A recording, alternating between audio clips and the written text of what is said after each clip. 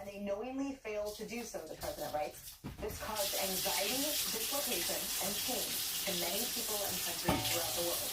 They say they put mines in the water, even though all of their Navy and most of their mine lovers have been completely blown up. So there you have it. The meeting went well. Most points were agreed to, but the only point that really mattered, nuclear, was not. Effective immediately, the president states, the United States Navy, the finest in the world, will begin the process of blockading any and all ships trying to enter or leave the Strait of Hormuz. At some point, we will reach an all being allowed to go in, all being allowed to go out basis, but Iran has not allowed that to happen by merely saying there may be a mine out there somewhere that nobody knows about but them. This is world extortion, and leaders of countries, especially the United States of America, will never be extorted. I have also instructed our Navy to seek and interdict every vessel in international waters that has paid a toll to Iran. No one who pays an illegal toll will have safe passage on the high seas. We will also begin destroying the mines the Iranians laid in the straits. Any Iranian who fires at us or at peaceful vessels will be blown to hell. The president writes, Iran knows better than anyone how to end this situation which has already devastated their country. Their Navy is gone, their Air Force is gone, their anti-aircraft and radar are useless. Khomeini and most of their leaders are dead, all because of their nuclear ambition. The blockade will begin shortly. Other countries will be involved with this blockade. Iran will not be allowed to profit off this illegal act of extortion. They want money, and more importantly, they want nuclear. Additionally, and at an appropriate moment, we are fully locked and loaded, and our military will finish up the little that is left of Iran. President Donald J. Trump. Truly an extraordinary move by the president that follows on a lot of extraordinary moves by the president, recognizing that these are international waterways, and for 47 years you've had the mullahs of Iran holding the Strait of Hormuz hostage, holding the entire world hostage because of a weird little crook in the Strait of Hormuz that dives deep into Iranian territory that allows them to control 20% of the world's oil and gas supply. And President Trump has called their bluff. He has basically captured the hostage and said, no more. You're not going to do it. And I predict that other countries that rely on that oil and gas more than the United States does, are going to come around and realize that this is probably the only way home. So Iran felt like they had the upper hand, that they had leverage by trying to take this strait. And in a 1,394 square mile center of that strait, where hundreds of tankers are passing every day, they allegedly mined it before trying to get in the know where the mines are. They put it there, thus redirecting any traffic they went through to come through Iranian waters, to which they made them pay a toll. Those are the ships the president's going to go after. But this decision to begin effective immediately blockading ships going in and out is a indication that Iran never had the leverage that they thought they had. As we send in 2 destroyers into the strait to begin the mine clearing conditions, and now blockading it to render Iran's leverage really useless, that they can't affect it. Now, this goes back, by the way, to have full context of it, because the United Nations Convention on the Law of the Sea says that no bordering country to any strait, let alone Hormuz,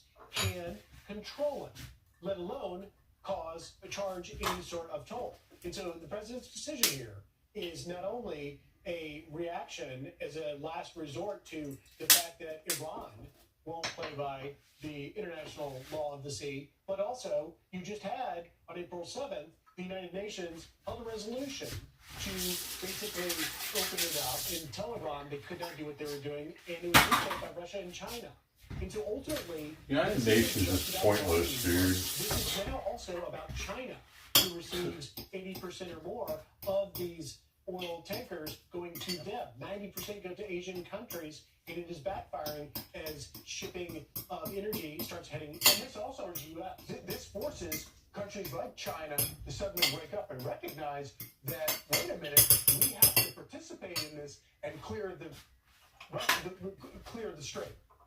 Remember after the successful mission rescuing the second airman, the downed Wizzo, Director Ratcliffe came out and spoke along with General and Secretary of War Hegseth, and the director said, you know, we have the best military in the world, we have the best agency, we have the best intelligence, bar none on the battlefield, better described than I'm paraphrasing right now.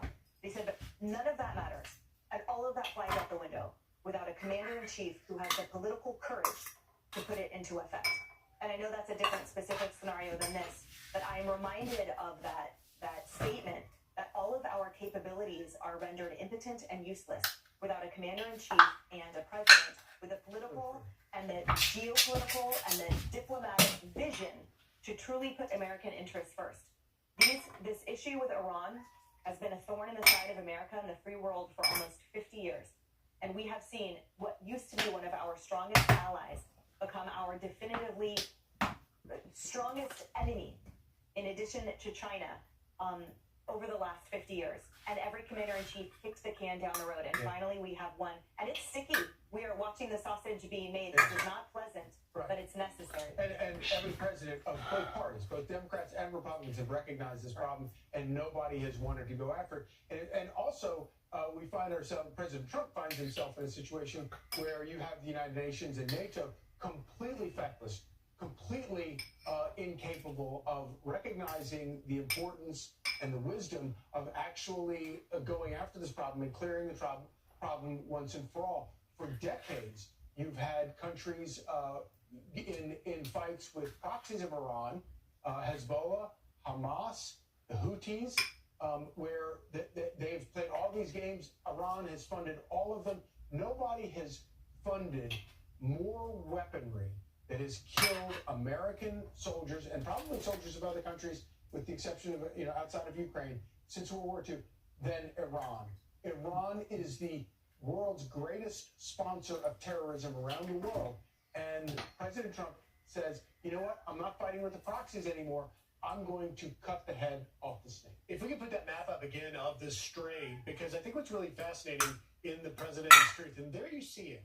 In the blue is that main, roughly 1,400 square mile area that you would have normal shipping routes going through. Now, Iran has said that's dangerous. There's mines in there. In that hazardous area, you see it blocked with the red lines going across, forcing ships to go through the red area, which are these shipping routes that Iran is apparently charging tolls for. And the president... And those red areas are the Iranian territorial water. Correct. Those are the new shipping routes, and Iran has forced ships to go through because you can't go through the normal passageway. That is the violation of the law of the sea created by the United Nations Convention. And that is why President Trump is taking this step of blockading the ships. But what's fascinating is he says in his Truth Social, in capital letters, this is world extortion.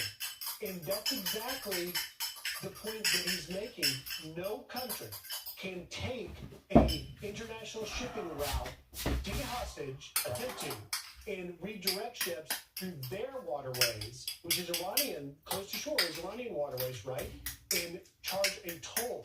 And this is, I would say once this blockade begins, the end, even short-term result is going to be an abject failure on Iran's part to attempt to take the strait hostage. We've had this morning, Tom Sauer, a retired lieutenant Navy commander, who was in Navy DOD, he talked about the men and women that are going in on the Peterson and Murphy, the two destroyers you saw on that map. They're now going in to start clearing the mines and start paying conditions. There you go. So it says Peterson and the Murphy has gone in. He said he was actually begging Admiral Cooper to send him because this is what they've trained for their entire life. He said the plan to do something like free a strait, like the Hormuz Strait, has been around for decades.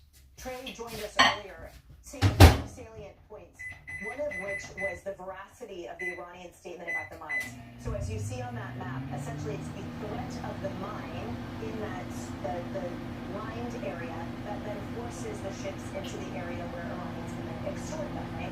So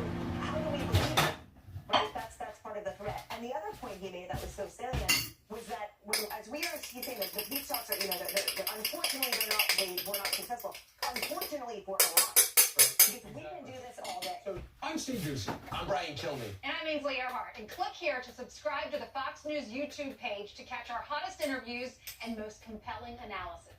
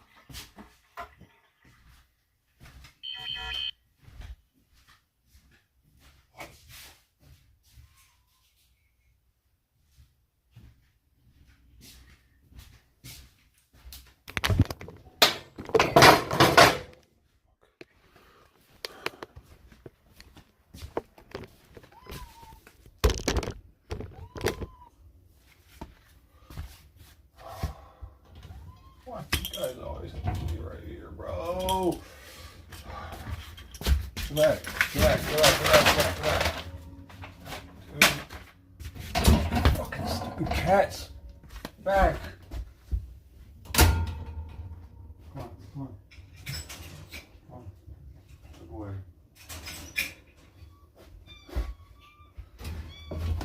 Fuck, you're annoying, sweetie.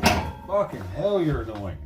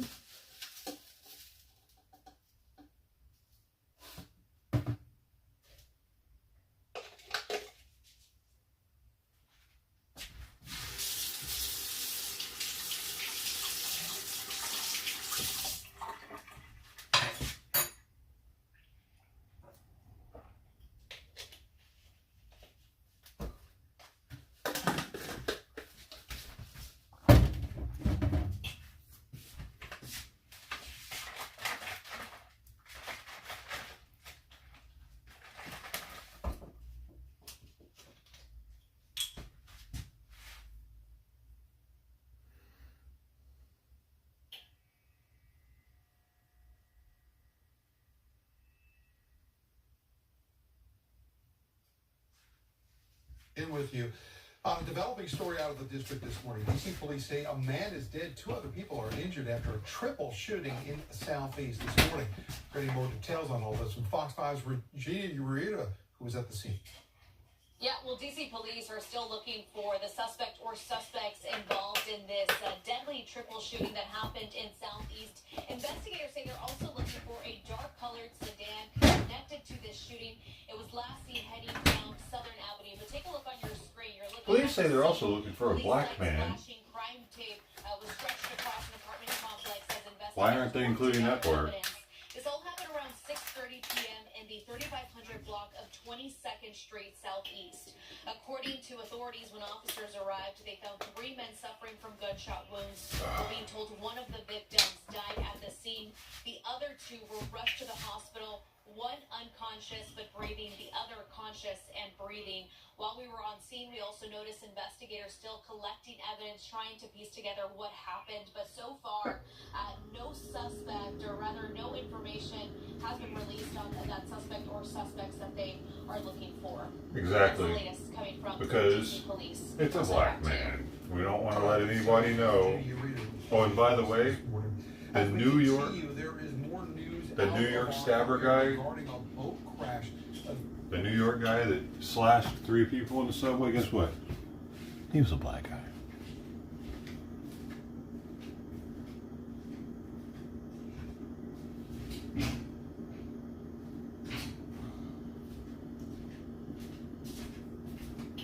I bet you couldn't have guessed that. I bet you couldn't. To the hospital. Take a look at this. Officials say a boat crashed into a tree around 12:30 early Saturday near 10-foot island by Riley's Lot. This threw all 3 people out of that boat and into the water. Responders had to search for them and eventually found them clinging to a tree in the river before they got pulled to safety. Here's from Montgomery, Fairfax, Loudoun County. They all had to work together to execute this rescue. Officials say at least one of those. We gotta get some people in here. Let's get them bots, baby. Hospital for evaluation, but they are still investigating how this boat crash happened.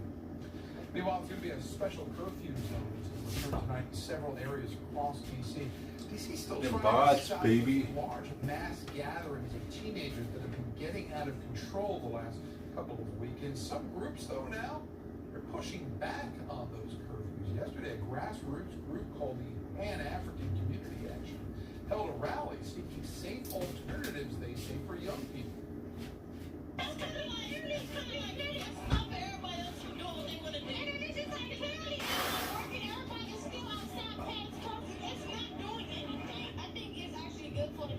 Bunch of black kids. Is that all that lives in D.C.? Black people? How'd that happen? How the hell did that happen, dude? Did all the white people just move out? Expires on April 15th. The D.C. Council is expected to take its first vote on a permanent bill not until April 21st. That's perplexity about that, man.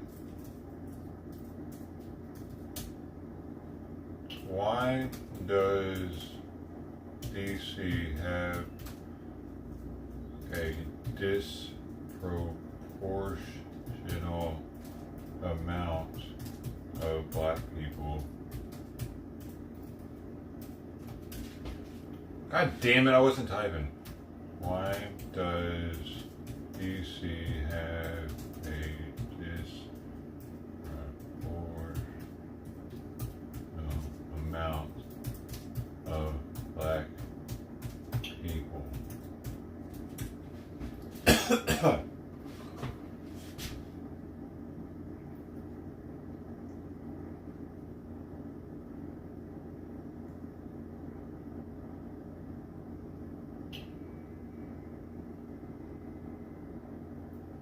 Weird. After World War II, many white residents left for the suburbs.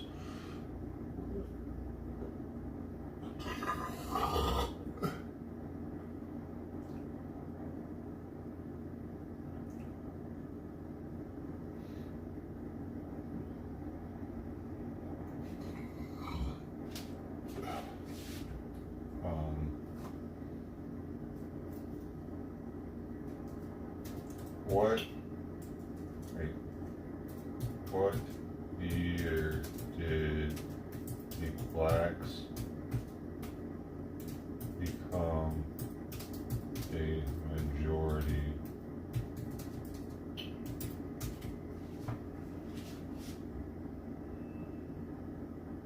1950s. Washington, D.C. became majority black in the late 1950s, with census data confirming Black America as the largest racial group by the 1960 census.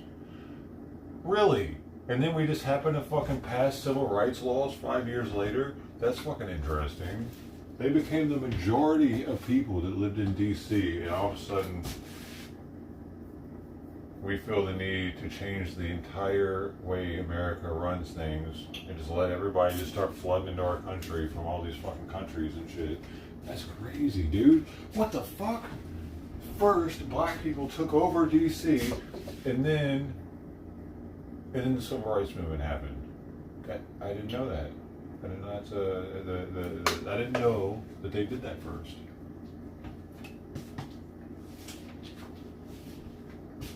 That's really interesting. Black people were the majority in Washington, D.C. before the civil rights movement. You think that's very interesting?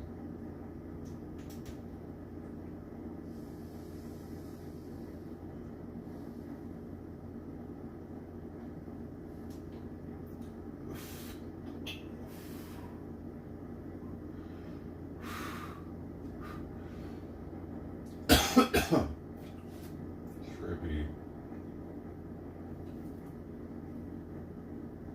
Pretty interesting.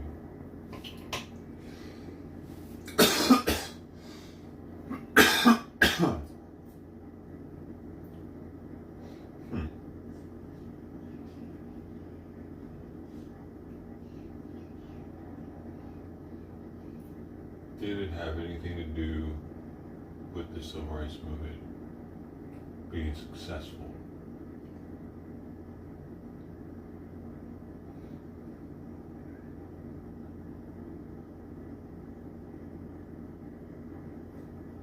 Did it have anything to do with my streaming career dying completely?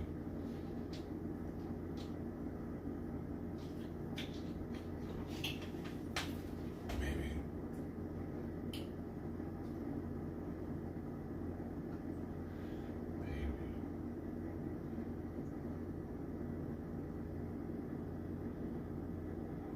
Once you die this much on streaming, I don't know if there's any fucking coming back from it, because people see you as a desperate loser at that point. It's contributing nothing towards anything. If no one wants to be there, then it must suck, right? It's like a perpetuating thing. Like if you have 1,000 viewers, people want to see what the fuck's going on. If you have 0 viewers, especially if you've been a streamer for 8 years, people think you're a fucking idiot. So I might be stuck here now. Now that I've fizzled out, like this might be it. Like it's never gonna do shit now because I've ran it into the ground.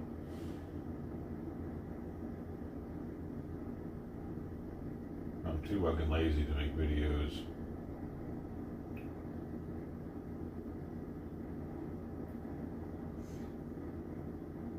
Yeah. That's too bad. That's too bad, isn't it?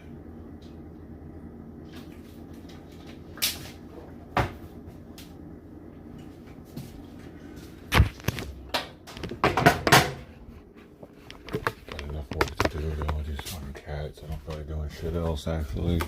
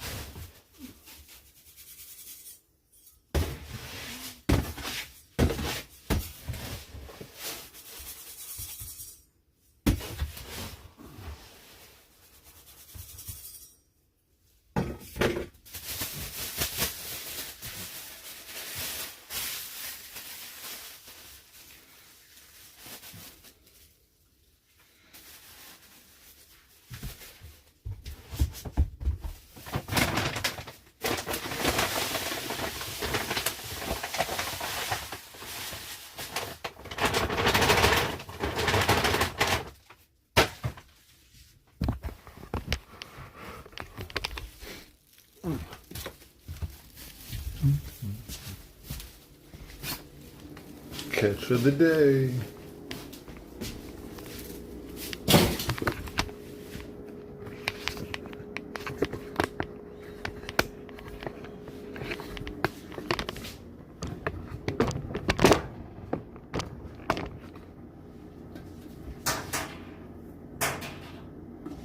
Say, you can't say cat slave, really? Yeah, go figure.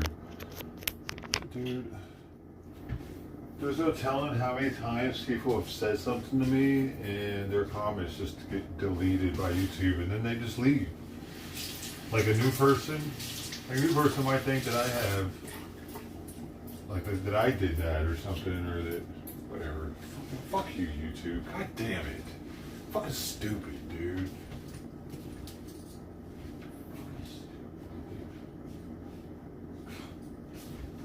I swear they don't do it to all the channels. I wonder if you can say that on another channel, but just not here.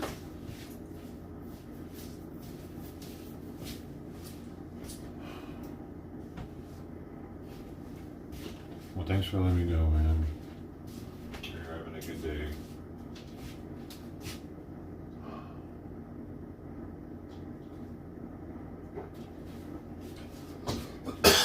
You can't say the word Hamas either. Hamas. You can't say that in a live stream. And it's been like that for 3 years.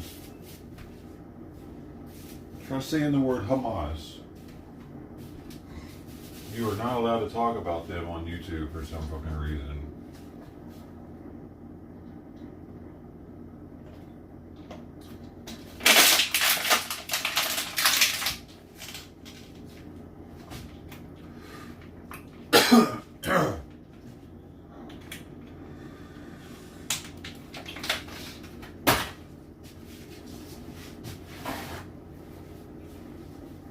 They don't want us discussing shit. Nothing's changed. It was like this during COVID. And then they just kept it like this. Not allowed to discuss shit on YouTube.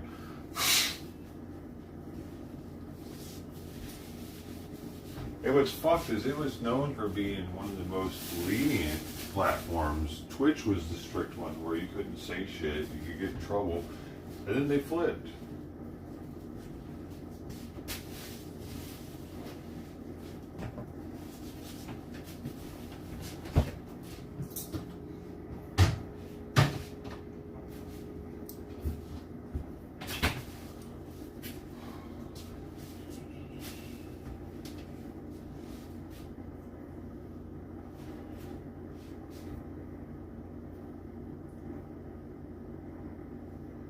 Omegle? What do you mean, Omegle, you can't show shit?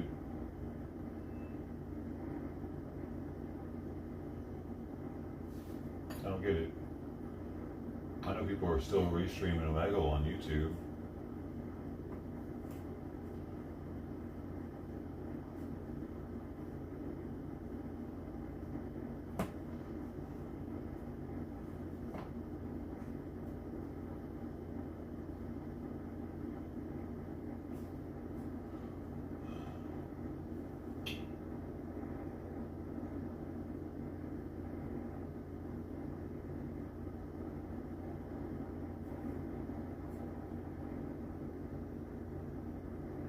On whatever app. On what? What? Did you show your cock? They're actually banning people for showing their cocks on Omegle now?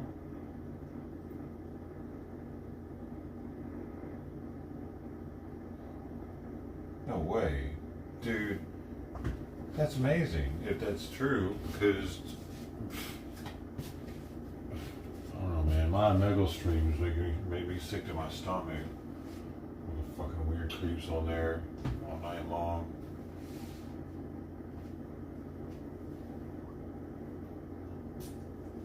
I wanted Omegle shut down back then.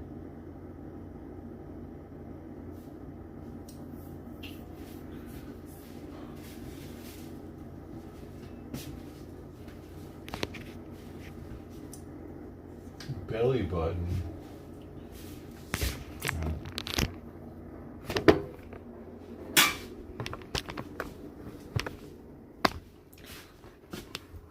sounds like they ain't playing anymore with that shit. Maybe I should start doing Omegle streams again.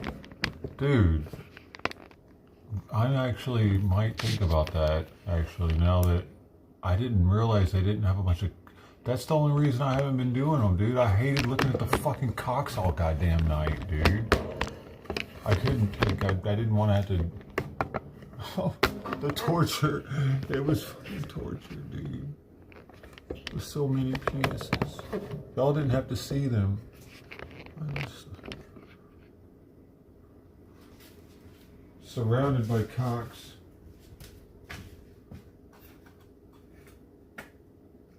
And that was part of what made it so bad too, because I'm the only one that's fucking seeing this shit. Y'all just seeing my face and I'm sitting here looking at their cock. Hell no.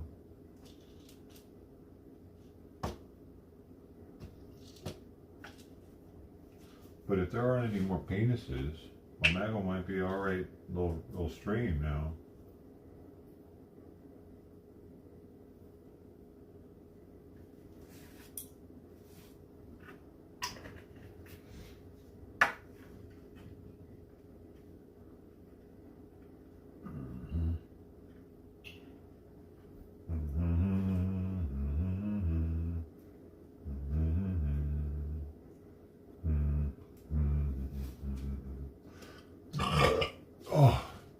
Dude.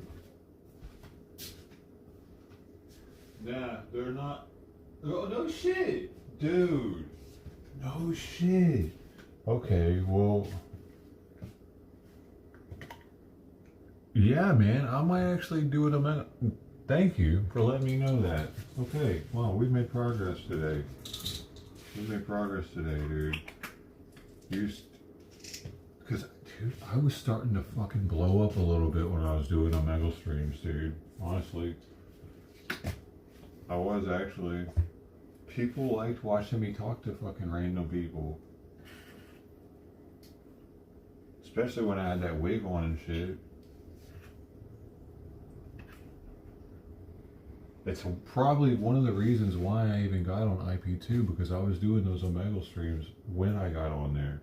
That's how I met Grimoire and all that shit. That's not like interesting.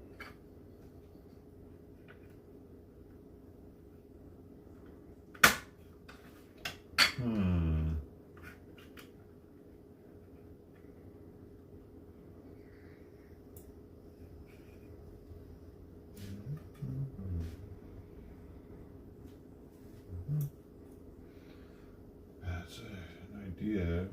It's an idea. Switch it up, and I had to make.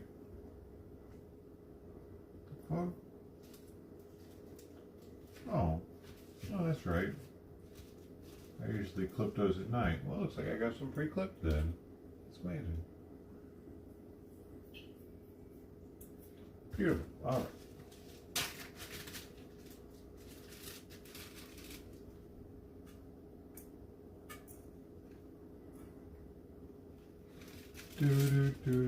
Uh-oh. That's so heavy.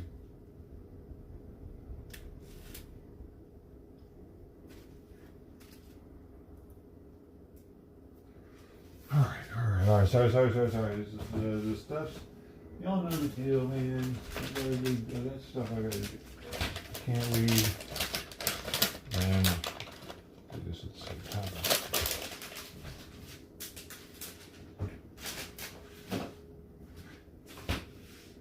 Where's Sister T? I don't know. Full of hotties too. You can't show bare torso without a head. That's cool. I mean, I can deal with that.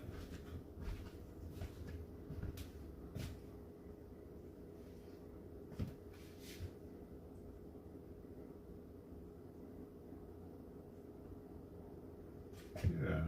Okay.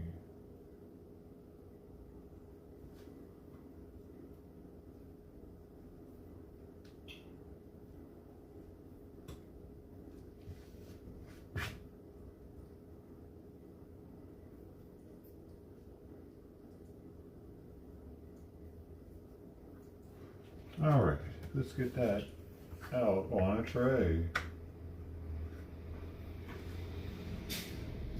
Time for some medicine, Simon. Hey,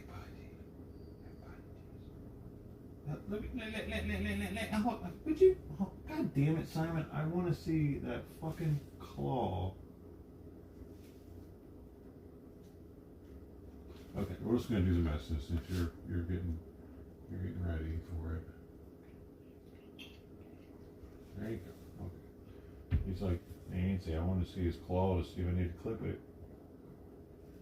He wanted to stand up. All right. What are you gonna do?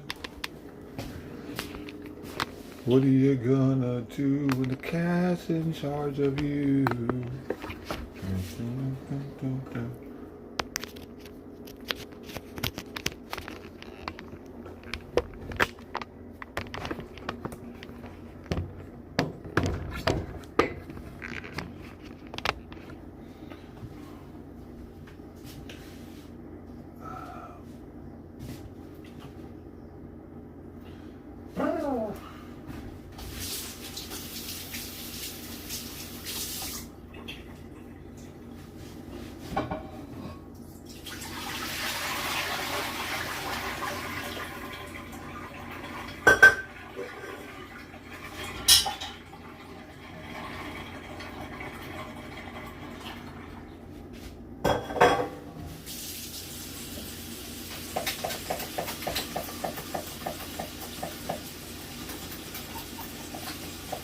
Okay, I'll put more in it.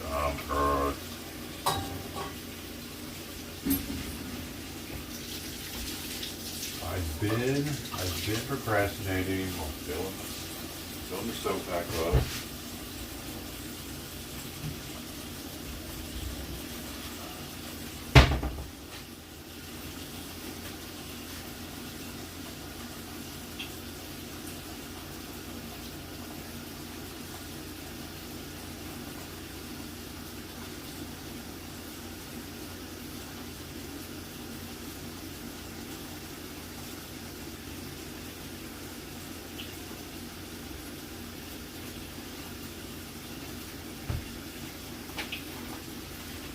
Everybody knows your name.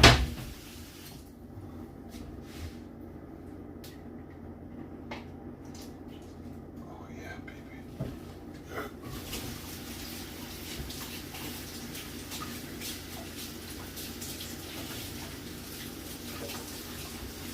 Oh my God, my fucking screen just went dark. When are you gonna move to a new place with a pool? How about that? I still gotta pay my loan off, man. I got another at least 2 months before I can even start thinking about it.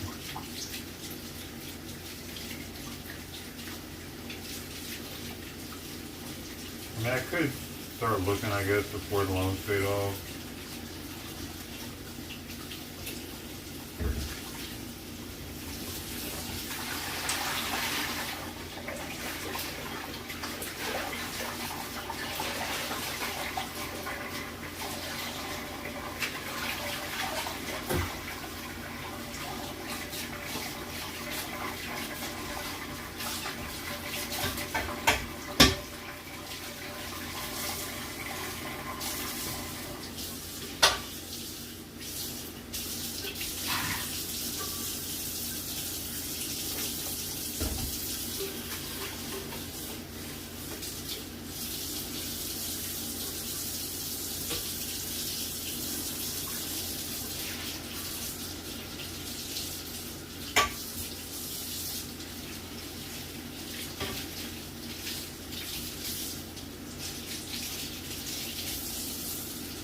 That would be pretty sweet though, have a pool. Except for the maintenance. Everything but the maintenance would be sweet.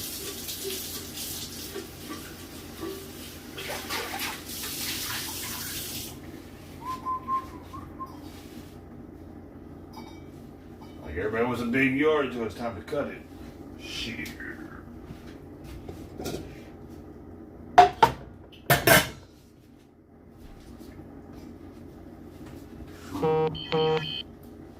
Phone, stop making so much noise, bro. I'm doing something over here. What's going on with all this racket? Let me see what's saying. Let's see, make sure I don't miss anything. Bro, I gotta turn them Costco notifications off. They be telling me shit too fucking much, Costco. Leave me the fuck alone, man. I don't give a shit if you're having a sale on anything. Don't message me anymore.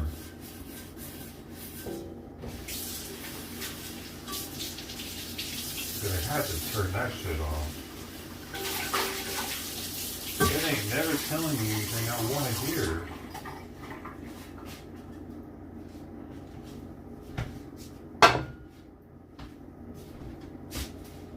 Costco, you're fired.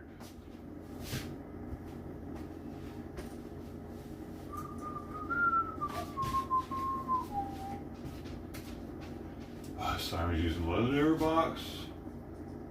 I have caught up somewhat now. We got Simon's second can for the day. First can was put down at 5 a.m. As per our new schedule. And I'm getting, oh man, I wonder if he's gonna, we'll see. I might need to give him an appetite stimulant today. It's an every other day type situation right now, and last time I gave it to him was on the 10th, today the 12th. Yeah.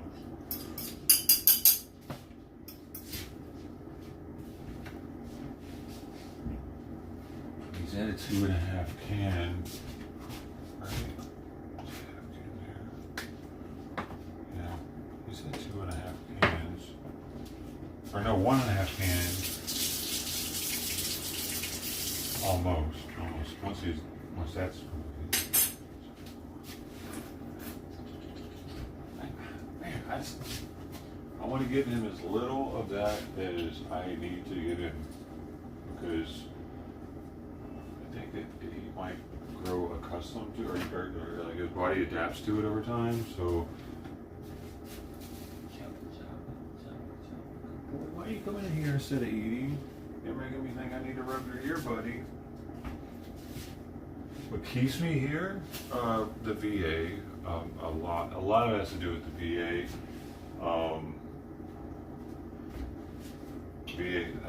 The VA hospital's close by, and I know it like the back of my hand because I did community service there for like 80 days. Plus, I've been going to that VA for 2 decades. On and off just for 2 decades. I'm very familiar with it. I've been in multiple programs there where, like, I was in a drug and alcohol program, I was in a back to work program, I've been to group therapy there, I've been to group therapy at another location where I would have to go up to the VA once a week or something to I just have a long history with this VA hospital here with a lot of different aspects of it. I mean, it was like I was an employee there. I would eat lunch every day in the cafeteria. I met the person that the VA was named after. He's a Medal of Honor recipient called Reuben Tiber, or Tiber Reuben. It's a hard name to remember. He was a Hungarian immigrant that came here and did some badass shit in Korea. But I pushed him in his wheelchair before he died at the hospital. And it's like, I don't know, it's like a kind of a connection because of the VA, kind of. I know a lot of people that work there, not just in like clinical setting, but also in like a janitorial setting. So I bump into people all the time there that I know. Oh, and also that I've been in programs with. I bump into people that I haven't seen in a while. I think that's some of it right there. Familiarity of the city, also, like, I know my way around because I've lived here for so long. I've been homeless here before. I've kind of like, I felt the heartbeat of the city and being homeless here like that. Like I kind of have a better idea of where I live because of that experience. I've also done a bunch of programs here, like not programs, but events here, like the Long Beach Gay Pride Festival. I had to work that when I was in a program. I had to work the Long Beach AIDS Walk, and ended up holding hands and winning it. There's no winning, but there is. We were the first ones to finish it. I got history here, dude, and it's at the same longitude, or I should say latitude, as Memphis is, where I grew up. So the weather here is a lot like Memphis. It's just we have coastal breeze and, of course, the beach and shit. So, of course, Memphis gets a lot more muggy and hot, but oftentimes the weather here is similar to Memphis. Not always. It's definitely not nearly as muggy here. And there aren't nearly as many black people, but they exchange them for the Mexicans.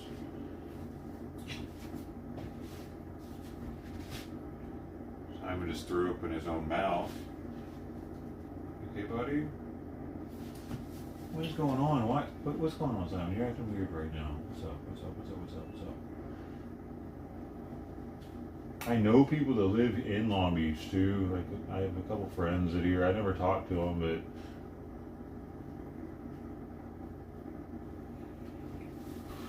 what other reason?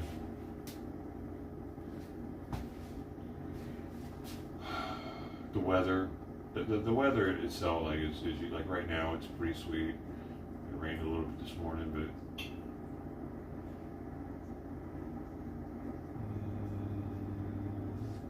other reason. It's the cheapest beach in California, probably. I don't think there's a cheaper beach to live at in all of California. No. Anywhere. There might be, but let's see. Cheapest beach cities to live in California. I wonder if it'll come up.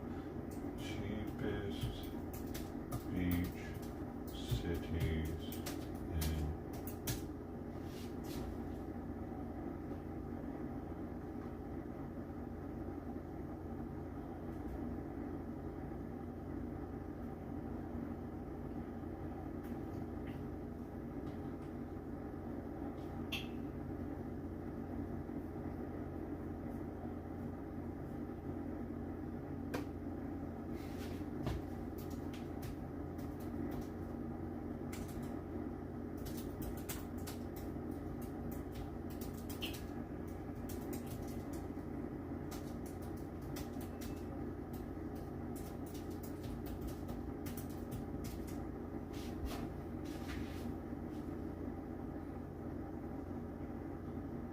Oh, I guess it's not, actually.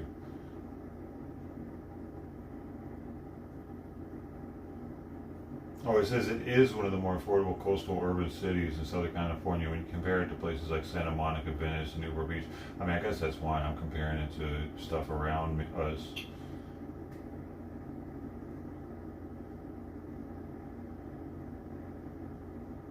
Significantly cheaper than nearby West LA or Orange County beach towns, but still expensive for a mid-city beach city. Yeah, it is still expensive here. Yeah, it is. But I got a pretty decent deal, but my place kind of sucks. Dude, Simon, nibbling the food, bro.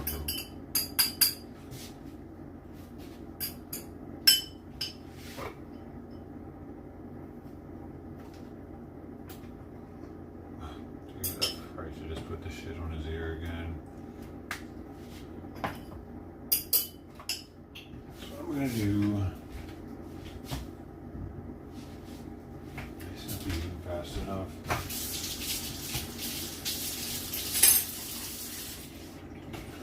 Put it on the bad ear, put it on the good ear this time. First.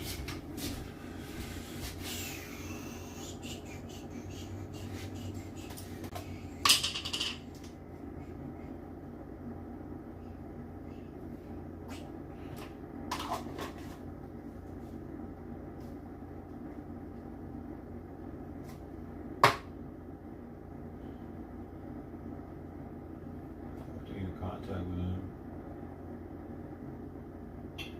After my contact with who? WA? Oh, they ran.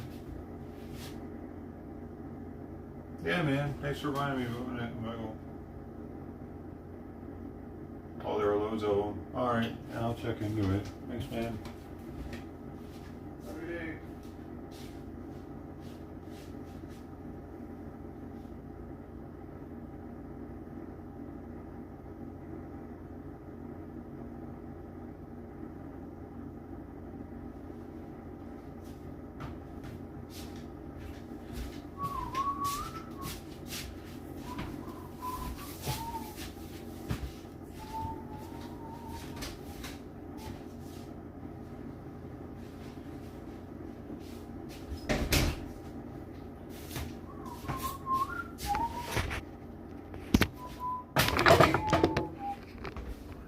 Later, buddy.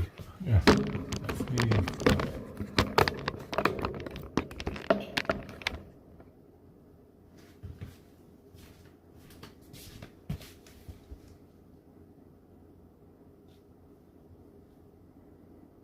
this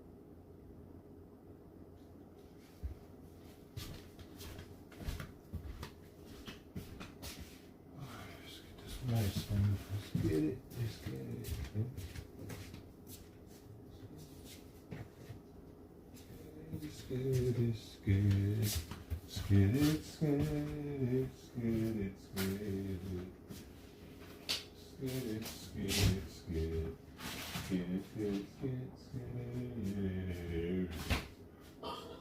Put it on the good ear, put it on the good ear.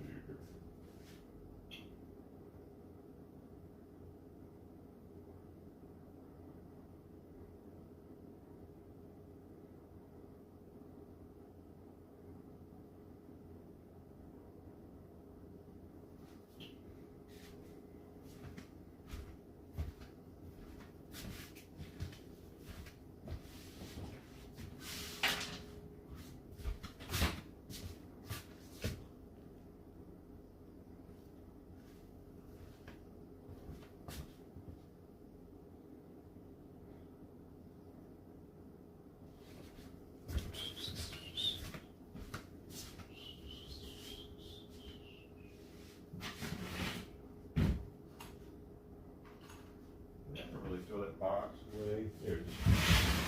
Ah. Ah.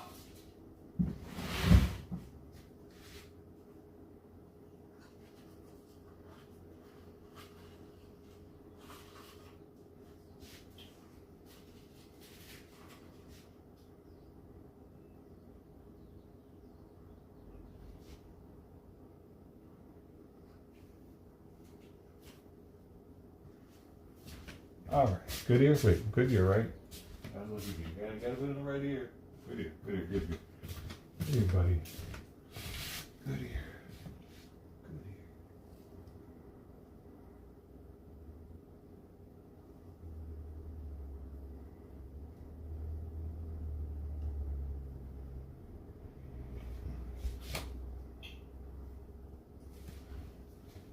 It is.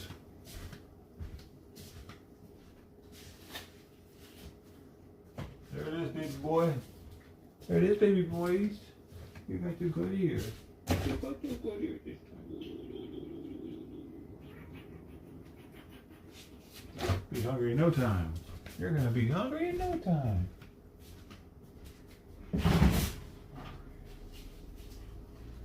Ho, ho, ho. Ho, ho, ho. You'll shoot your eye out, kid. Ho, ho, ho. Ho, ho, ho.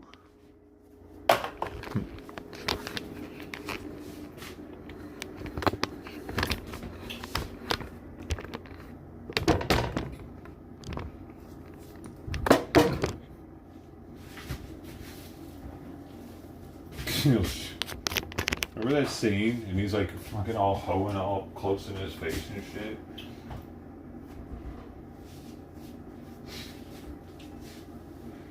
Nobody knows what you're talking about because you're a crazy psychopath streamer. Nobody watches anymore. Oh. Beautiful, beautiful, beautiful. That was beautiful. If I do say so myself, I think I'm going to put that on my new record label I just came up with. And we'll go from there. You guys can use that for your intros and stuff.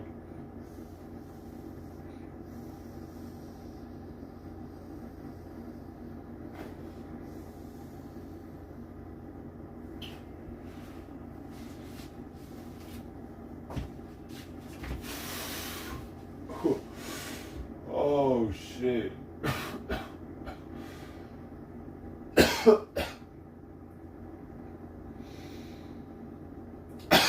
It rained, dude, so that means the backyard's all wet.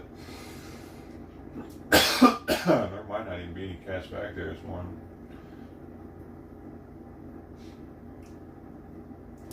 And that means I'm going to be tracking in water when I come back in. Not ideal situation for the day. Let me look at it real fast so see who's out there.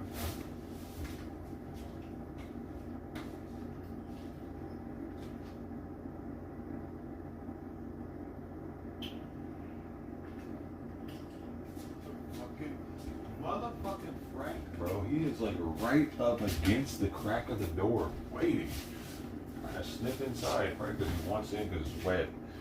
But little does he know, it's not going to rain anymore today.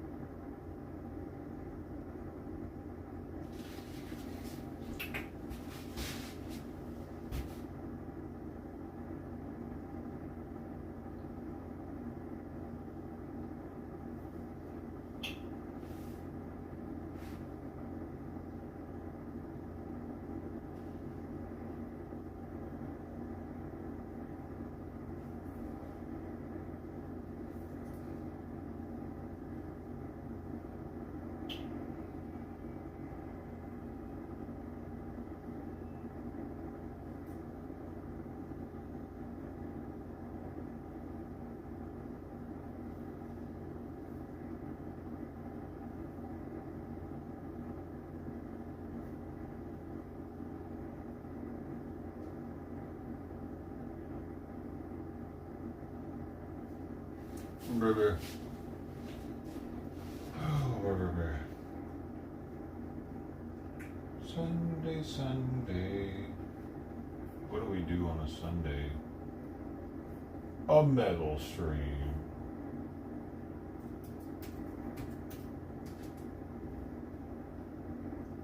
TV.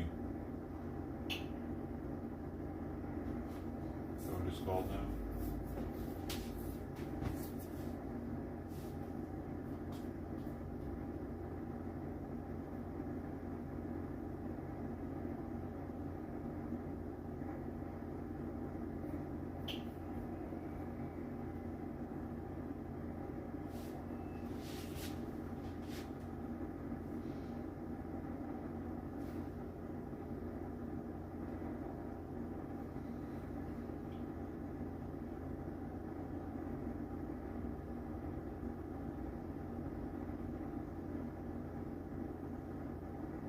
Dude, I had people trying to get me to start doing Omegle streams again for years.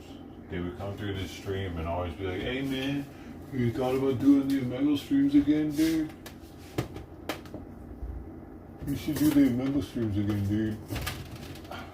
Then they just gave up on me. But I kept saying no, probably. But I wasn't trying to look at penises ever again like that. I had penis overload. Oh, hell no. What the hell? Good thing. Well, oh, half the banana was black on the inside. I don't know.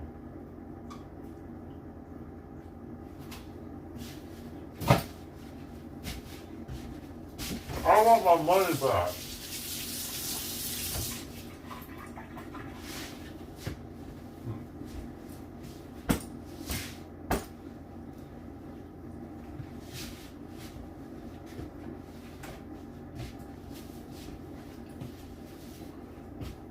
God made black, and black shouldn't be inside of a banana.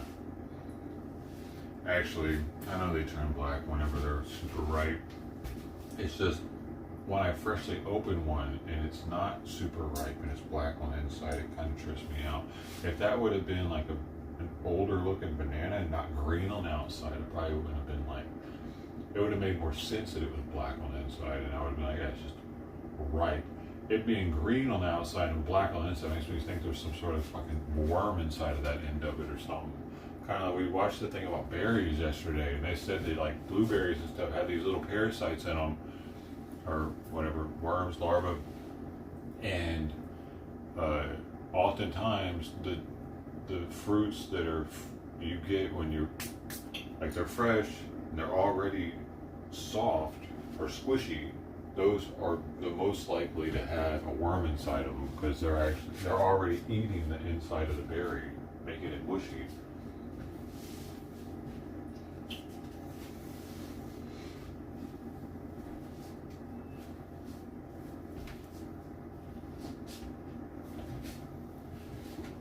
Dude, I didn't know that though.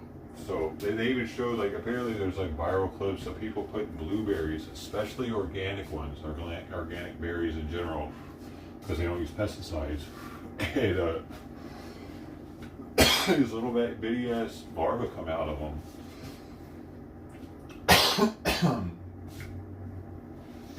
That's wild, dude. They came out of the blueberries, man. These things look like they're sealed. I can see them like coming out of blackberries or raspberries because they have little pockets that they could hide in. But they're inside the blueberry, inside of it. Nice trip. But a warm saltwater vat or vinegar vat can flush them out. But they did a test on the news. They bought organic and they bought regular raspberries, blackberries, blueberries. They didn't get any worms on their test. But she said, the lady that they were interviewing, she said that she did the test and she saw them when she did them. And she was like an older woman, didn't seem like she was bullshitting. And it said she was super leery to believe the TikTok videos too. She didn't believe it until she did it herself. Hey, good talk, you two. Good talk.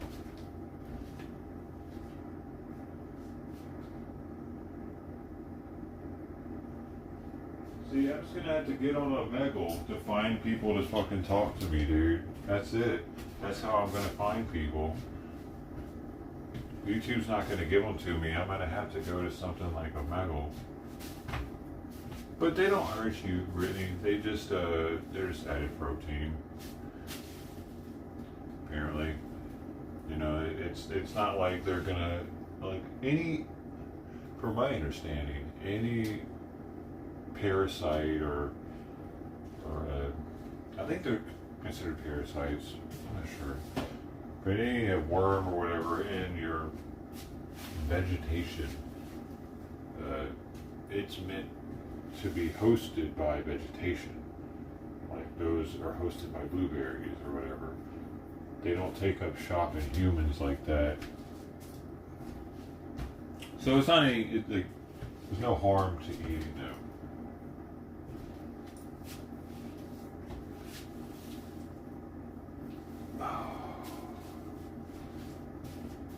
Yeah, dude, we definitely are, because, like, you know, like, all food is allowed by the Food and Drug Administration to have a certain amount of bug parts and shit in it, like a certain percentage. Cereal is allowed to have a certain, you know, oftentimes that's why stuff like cereal has an expiration date, because the shit inside hatches eventually. And I've gotten stuff from the food bank that's past expiration and had live insects inside of the unopened bag because of how that works. Like, expiration dates are so that you eat it before the shit hatches. That they're allowed to have in there. Yeah, peanut butter. Like, everything, every food item we have is allowed to have, like, even like fish are allowed to have parasites in them. Like, that's why you got to cook fish or freeze it. At least freeze it if you want to eat it raw.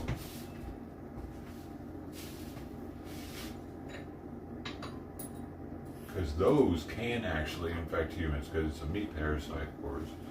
Their hosts are meat.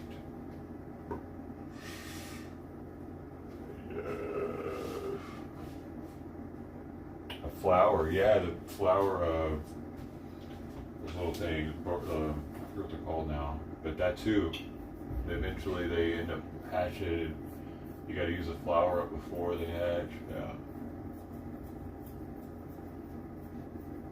Yeah, pretty trippy that that's how we do things, but I mean, I guess there's no other way around it. Just imagine how hard it was for humans to keep on top of it 1,000 years ago. And I think it's one of the main reasons we have cats. Because if you think about 2,000, 3,000 years ago, what else was protecting our grain from rats and mice and shit? And grain, wheat, was the biggest food for, like, that's the main, they would get the slaves that built the pyramids, their main rations were either 10 loaves of bread or beer. I don't know how, I forget how much beer they would get if they didn't get the bread, but 10 loaves of bread a day, and onions were their main vegetable.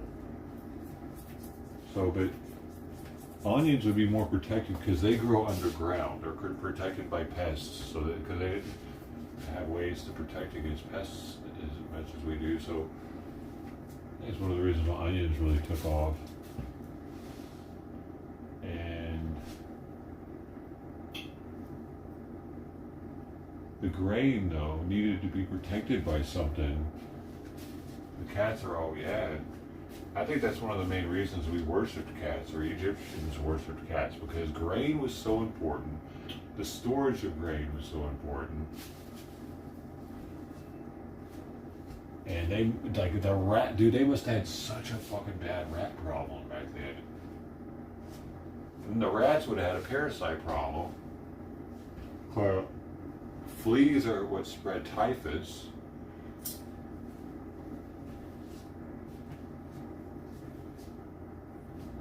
Sheesh. Cats, man. Dogs couldn't do that.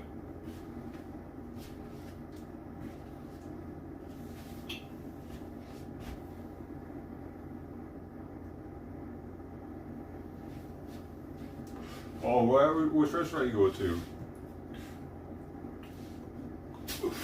Man, I haven't been to a restaurant in fucking years. I'm not even exaggerating. I don't remember the last time I sat down and ate at a restaurant.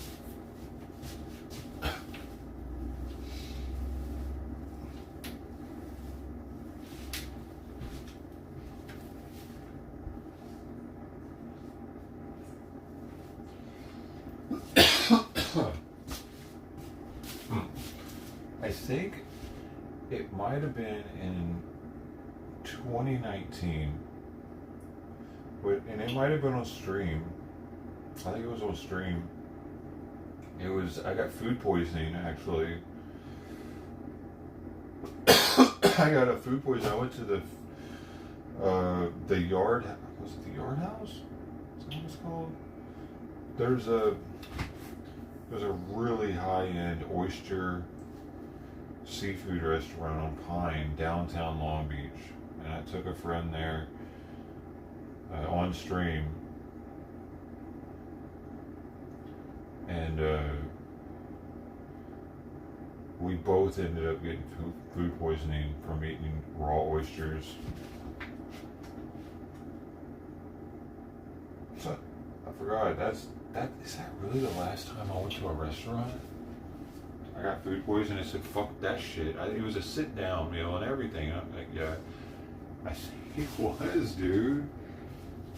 Wait, yeah, dude, I think it was, man, because I went to another restaurant with him. Also went to Ballast Point Brewery with him before that. But I think those were the last two times I went to a restaurant. It was the beginning of 2019 or 2020. What was that, dude? Shit! No way! I haven't been to a restaurant in at least 6 years. COVID happened. I've gotten takeout. Don't get me wrong. Like, I've gotten tacos since then and like brought them home. But I haven't sat down at a restaurant and had a waiter and all that. Not even for Veterans Day, when there's all kinds of free meals and shit that I could be getting.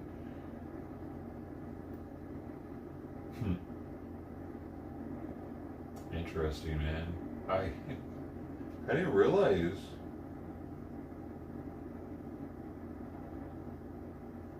Because I would have definitely told the stream about it, dude. I would have probably taken the stream to it. Wait.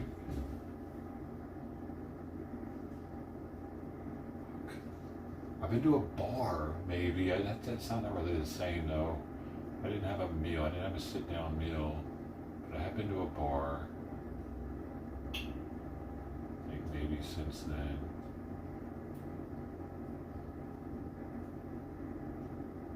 I'm really racking my brain trying to think of at least one restaurant I sat down and had a meal with somebody.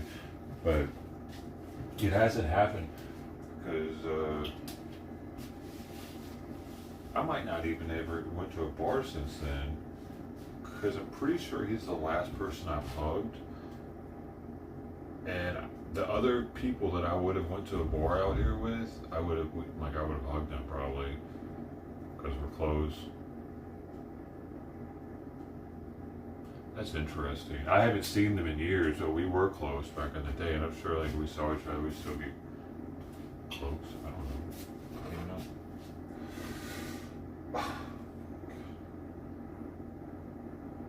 I moved back here to be around those people too, and it's kind of like everybody got so damn busy all of a sudden.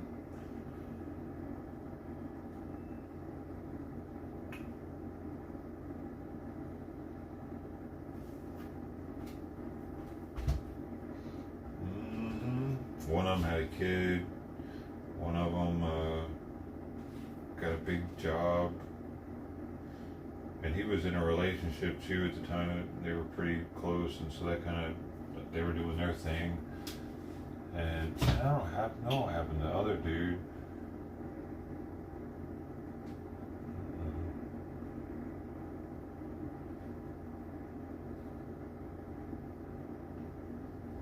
Try to reach out to one of them.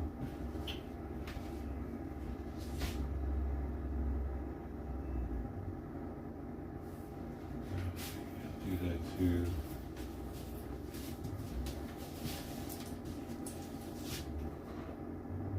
Good luck.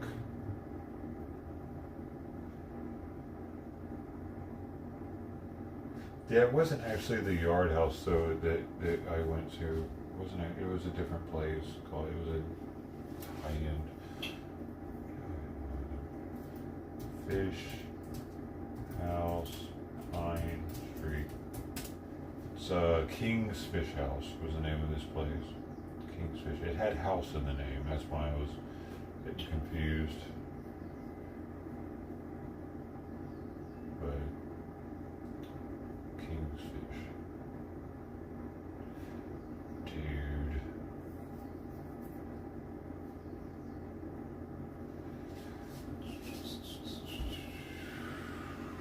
Oh, who she would have got for her birthday? Yeah. And also for food poisoning and hepatitis. Damn. Super sandwich kind of place. That's nice.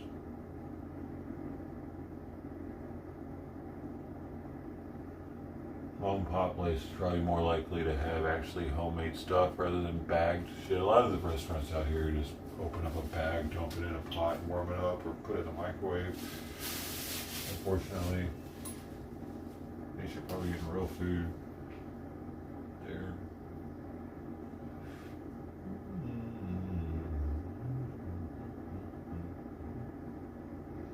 Hardly be with anybody other than my mom. That's good though. That's probably better than the opposite of that. Be with everybody but your mom.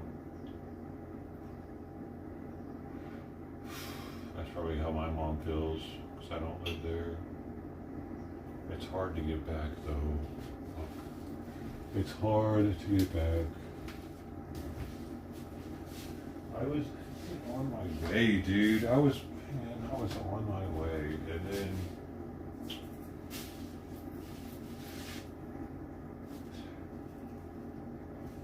they acted like they didn't want me to move back.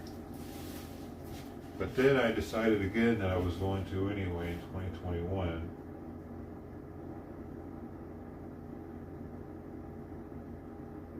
I lost everything. I was actually looking at Arkansas though. I was looking at Hot Springs, so at least I could get closer to drive to them. Because like Hot Springs had a big college scene there, and it seemed like it'd probably be a little more progressive, but at the same time, it's still Arkansas.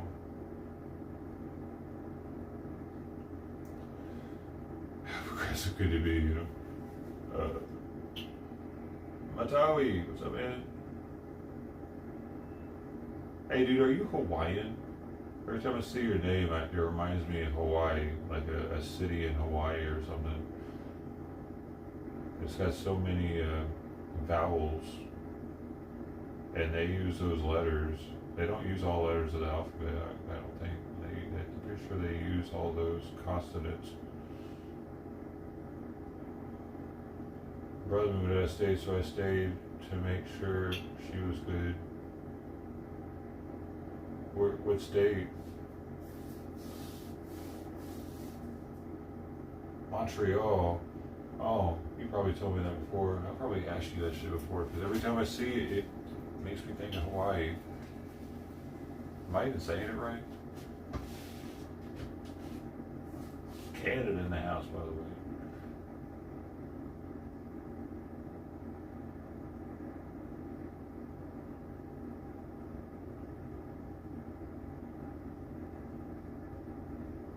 Florida. Oh, where are you at? What place? Some pictures of that area. Oh, now I'm off track. Alright, I don't want to keep you. Safe travels. Have a good day. Thanks for hanging.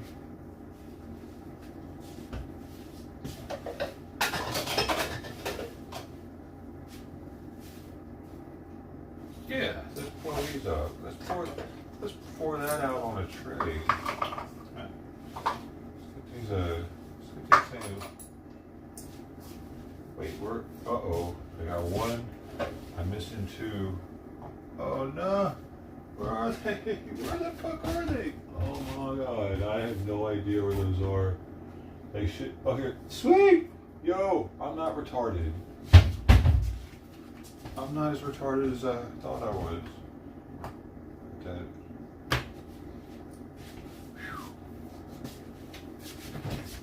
I'm gonna use I'm going to use cold water here for these cubes to make them a little more clear. Supposedly that makes them more clear if you start off with colder water. It helps. It's like it helps with the crystallization when it happens with less of a shock. And the same thing happens with DMT precipitation out of solution. When DMT precipitates out of solution, all it's doing is freezing. It drops out of the naphtha or heptane or whatever the hell you have it in a crystal form. But if you start off with a naphtha bean, or the heptane is my favorite to use, being like gradually cooled with the refrigerator first and then with the freezer, it helps the crystals form better, tighter.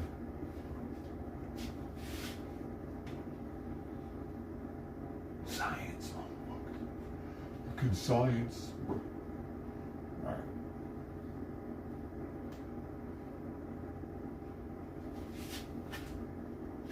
All right.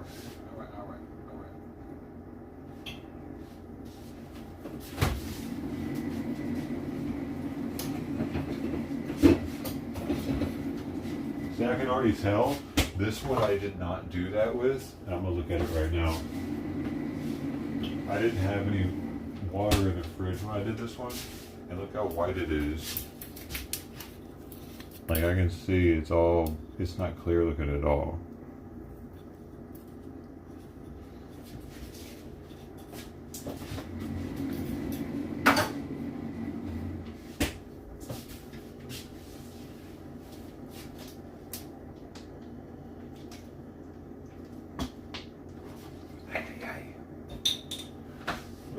What do we got now? 10:14.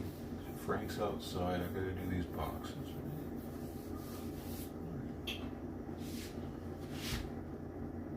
Oh, Arkansas. Thank you. Okay, that's right. Yeah, Arkansas. I talked about too many different places at once.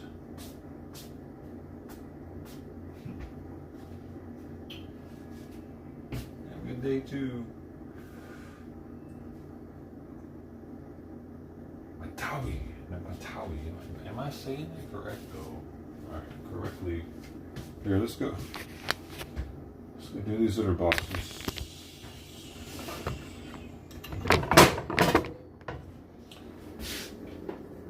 go do the other boxes, man.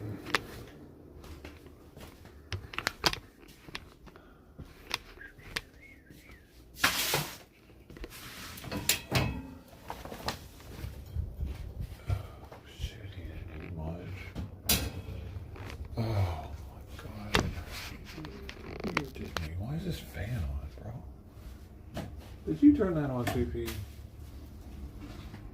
She does that.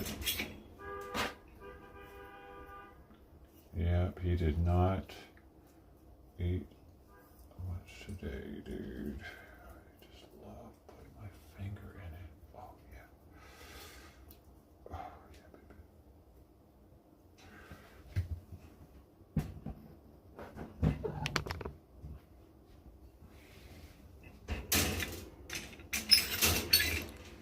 Creepy, you can't reach it this time. I gotta rinse my finger off now. Hey, no.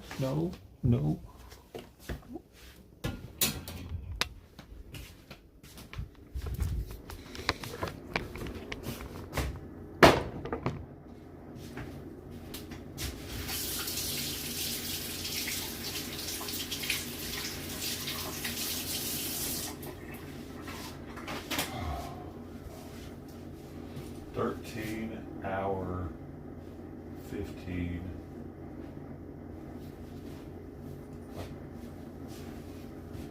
How far you are from me? It's pretty far. A flight? A 13-hour flight? Doesn't sound right. It takes 13 hours to get from here to Germany.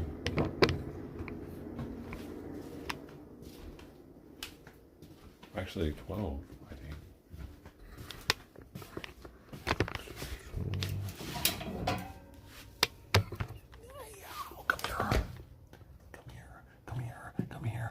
Come here.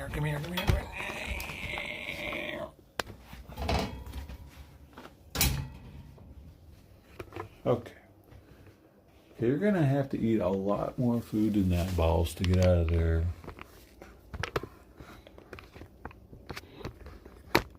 Alright, dude. I'm gonna need you to get back up there and eat that. He's eating maybe, I'm thinking, he's eating more than half probably, but that's only like 50 grams. We need to get all 100 of that in him. Because you a growing boy, Don't you want to be big and strong like Sweet Pea?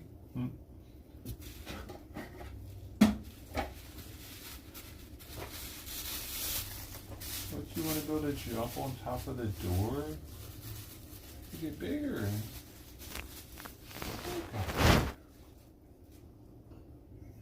Oh, you just hijacking the pets, huh?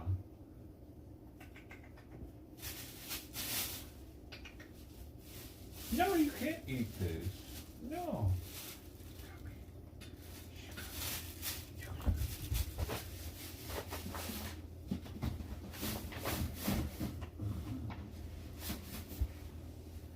I hope it's off the work. Gotta go. I'm a cat litter miner. My daddy was a cat litter miner. My daddy's daddy was a cat litter miner. It's what I do. It's in my blood, baby.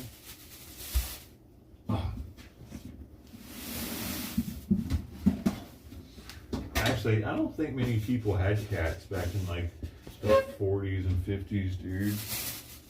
Compared to today, I mean, cat litter was just recently invented. Like, what was it after that, wasn't it? I don't even think people really had indoor cats until maybe probably the civil rights movement. Probably they gave cats more rights. The civil rights movement really opened up doorways for the cats of America and the world.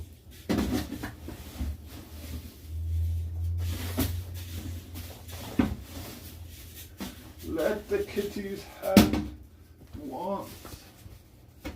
They deserve it.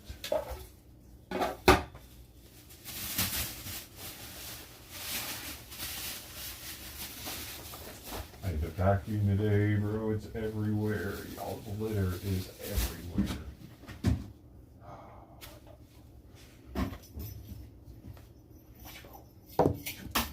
I just threw that at my own face.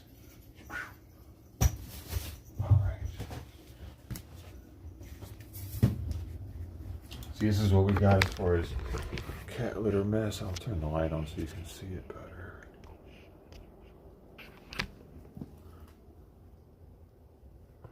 Yeah, it's out here. It's all out here and shit. Yeah. They really know how to spread their it's like cat scent seeds or something. You can barely see them without the light, but that was cute, sweet.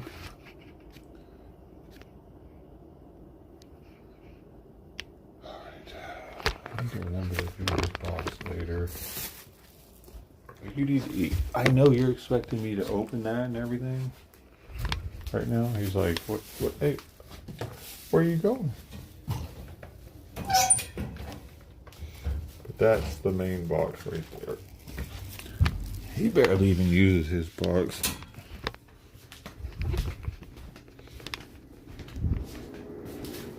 Catch of the day. Cha-ching. Cha-ching. All I hear is dollar signs whenever I'm messing with those bags. already know I'm in the money now. Straight to the bank. I wonder if anybody's ever tried to deposit bags of cat litter at the bank, like just taking them straight to the bank and been like, I like to deposit these, put them on the counter. When they're like, sir, we don't accept cat litter. Like, I know what I got, lady, okay? Let me speak to a manager. Did you finish that Kentucky cream? No. No, man. No way. No way, dude. I got like at least a third, maybe, no, at least a quarter of the bottle, maybe a third. A quarter of a third.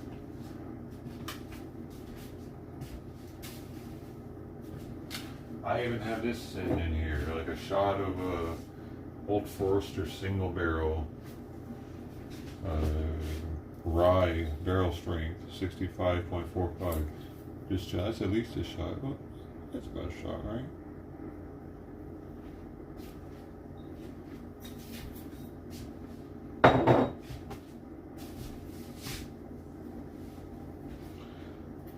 Just chilling. It's just chilling. Oh, I don't put it doing the cats outside. There might only be one cat there this time because of the rain, or maybe there'll be 4 cats because of the rain. It's a little surprise every time. It's one I kind of wish I had a trail cam or something in my backyard, so I wouldn't be surprised all the time. I could just look at real fast and be like, who's back there right now? I wouldn't have to open the door to see, maybe.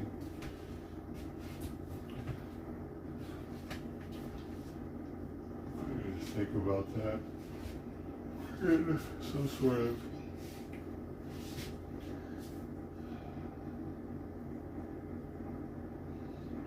way to survey it.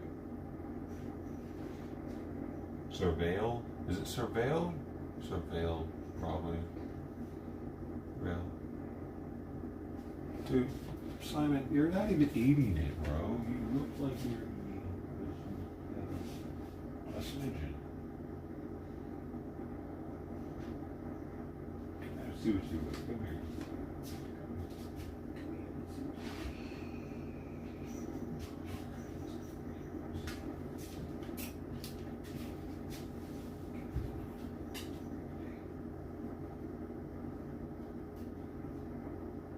Oh, you're 9'7".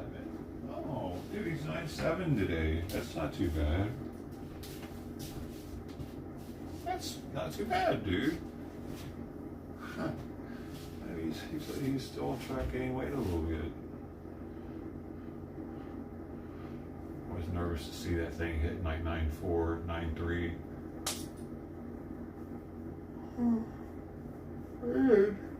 And he already used the restroom, so that's good, man.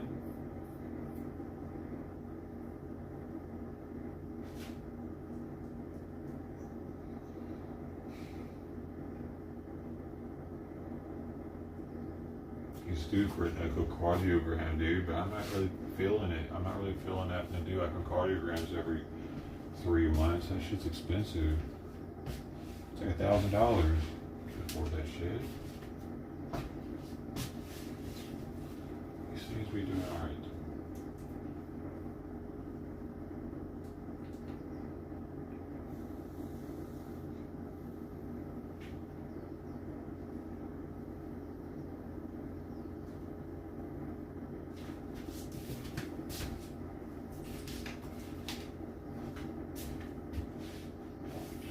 Simon knows, dude.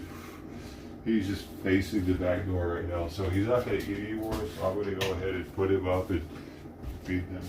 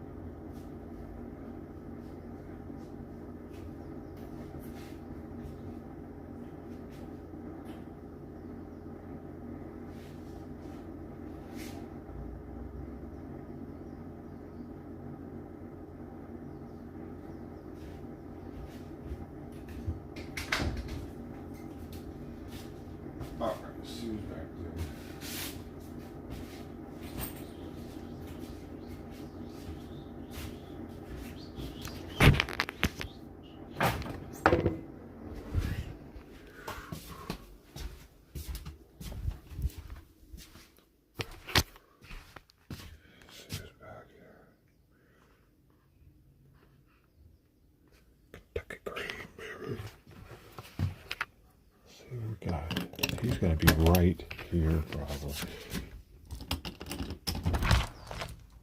What are you doing? What are you doing right here? Man, what are you doing right here? You crazy butt? You crazy? Oh, Fluffy, you're here too, huh? Who else is here? Nobody? Okay, you two. Okay, just you two. Okay, I'll be right back.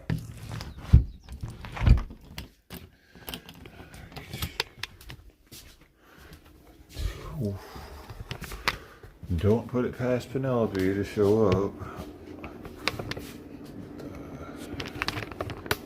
with a hungry belly by the time I get back out there. For now, we got 2 plates coming right up. 2 bowls, I should say. I ran out of plates and Costco hasn't restocked them. The small ones.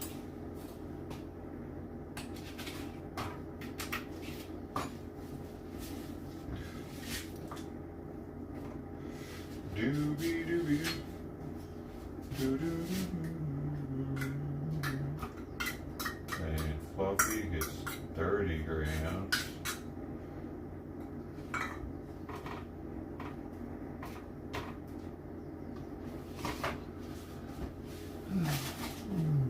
Got that exquisite Fancy Feast chicken and beef. Tender beef though, not just regular beef. Oh. Ooh. Shit. Woo, you could just pop that in your mouth and eat it in one bite probably.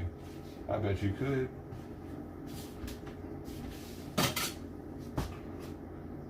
Alright.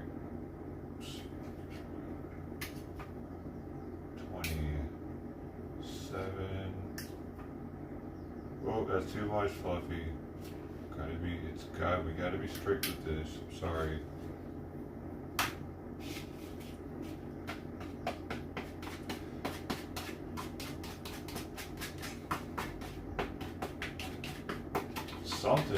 Something was doing something underneath the house this morning. I could hear it. I don't know if something was fighting, if something ate a mouse or some shit underneath the house. But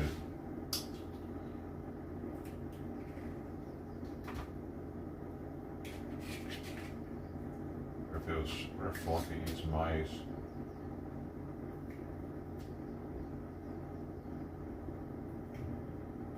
She might need like a worm.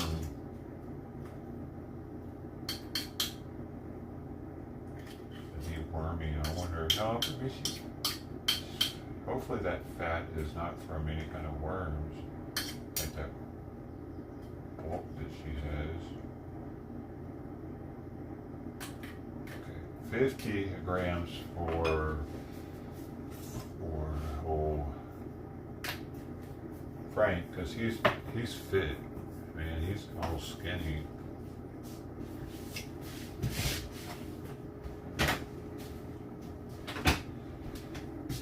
Younger, maybe needs more calories. I give him more though.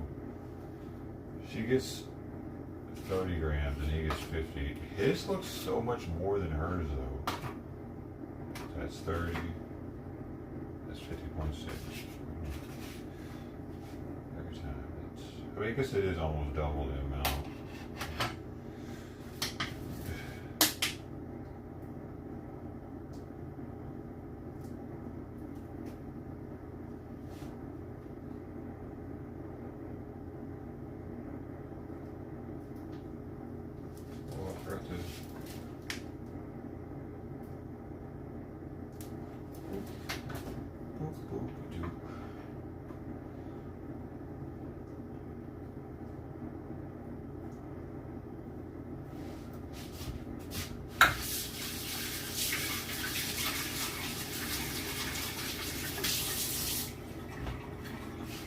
I don't know how Fluffy's able to survive with that small amount. Like I said, she must be getting fed somewhere else.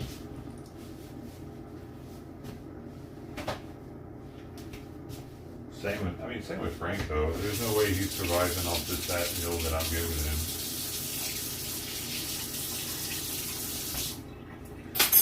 probably just their favorite meal of the day.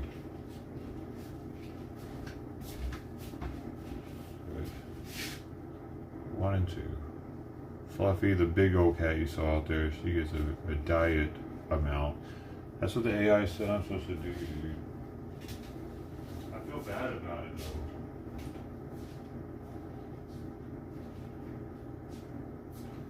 But the AI said that I'm doing her a favor by doing that. That she needs to drop some to be healthier and live longer, actually, and more comfortably.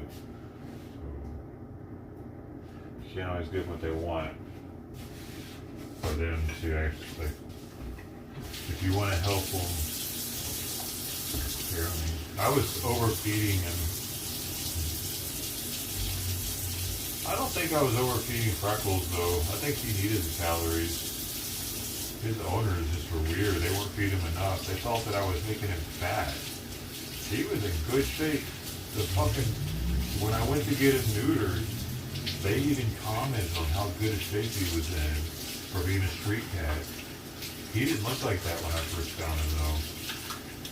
And when he first came to me, he wasn't as big. He got in damn good shape. And that's why they thought that he was somebody else's cat probably, like I did. But they weren't keeping him in that shape I was. I think for months before I got him neutered.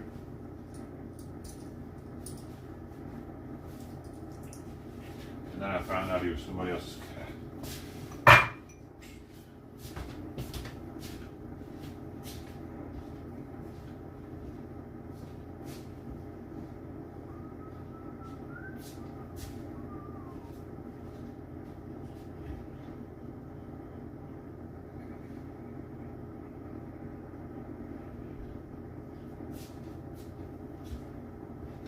Yo, and they are all up in the crack of the door.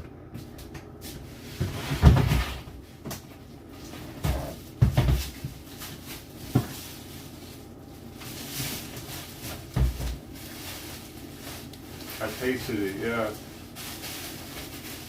No, I tasted, I ate it on stream because the stream like paid me to do it. They kept donating. This was like years ago, like fucking, I don't know, man, 7, 8 years ago. And it was Rabbit Prescription Diet Royal Canine canned food. And I could have done it.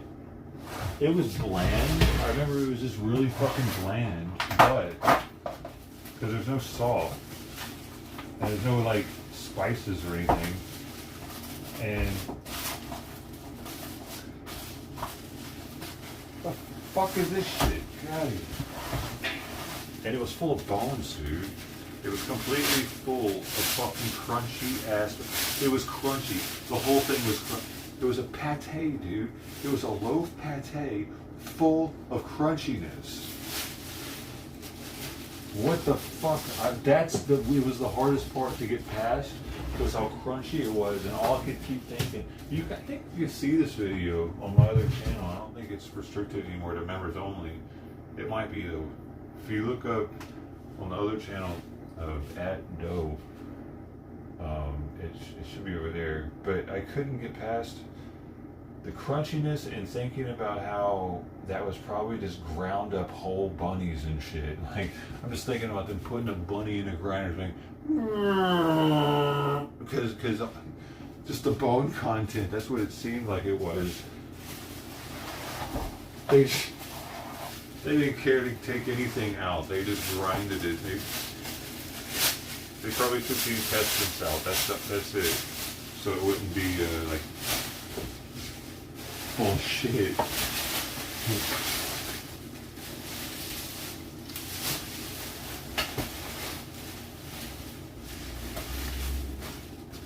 And I catch Simon in the background too, watching me eat it. It was hard to do, dude. It was like some Fear Factor shit. Alright, got this.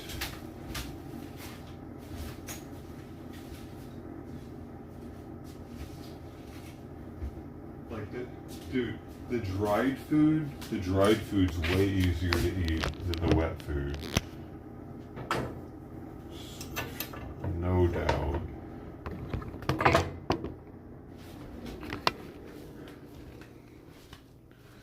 Okay, I'm gonna do this real fast. Shouldn't take me long. Cats might come by this area here. It's a possibility. Hey, where you guys at? Oh no, it's just her. He's still locked up. What are you doing? She's in the window.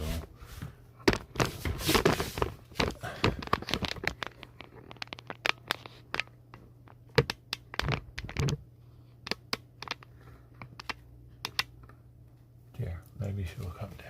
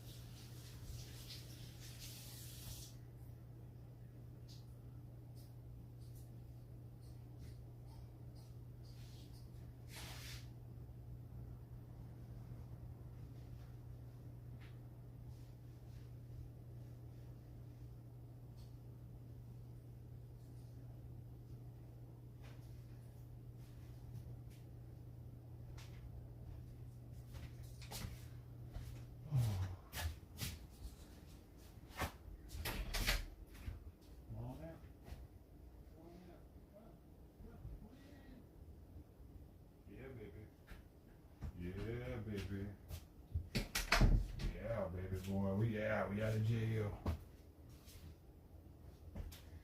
So,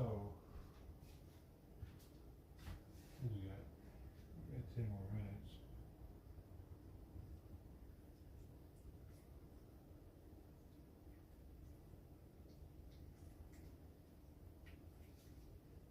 Good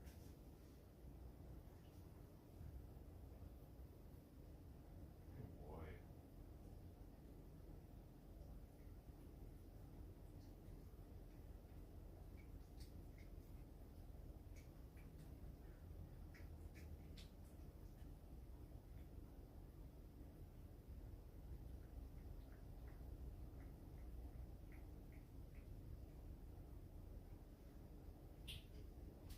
Good boy, son.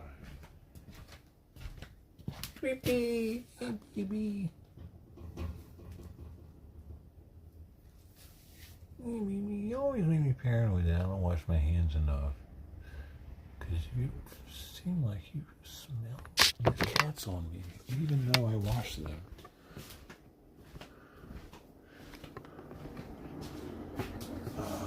So Fluffy and Frank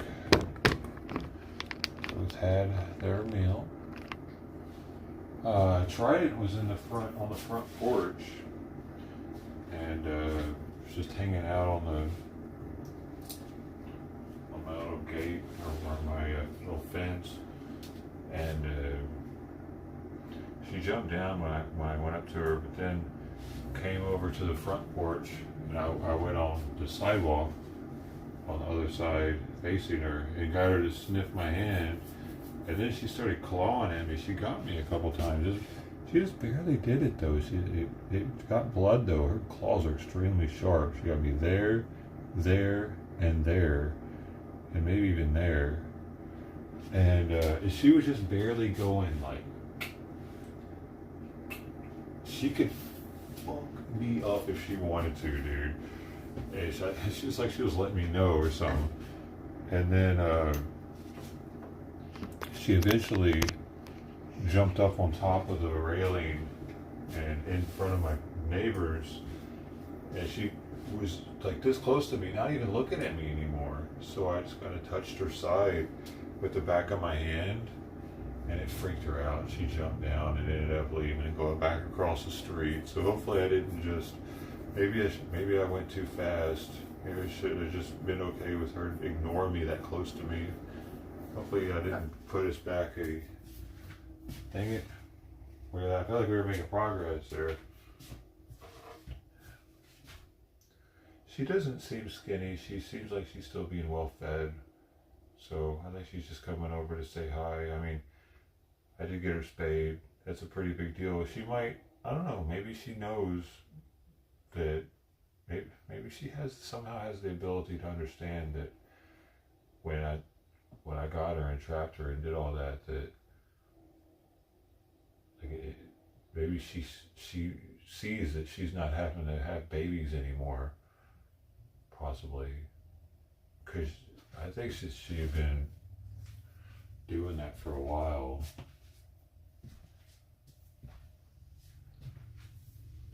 So maybe maybe she's able to put it. I wonder, man. I'm gonna look into it. I'm gonna see if Perplexity thinks that cats are capable of realizing that. Because the fact that she's still, like, I didn't know she was out there. She comes over, I rarely feed her. I did give her a once daily flea medication, I don't know, a few days ago. So she came over, I think it was when I got back from Costco, actually. She saw me out there, so sometimes when she sees me get home or something, she'll come from across the street and say hi. I was able to get her once daily flea medication that day. And that, I doubt that they understand that, like, I'm helping them not have fleas. I don't think that's possible for them to understand that, but they might understand a spay. Do cats have the ability to understand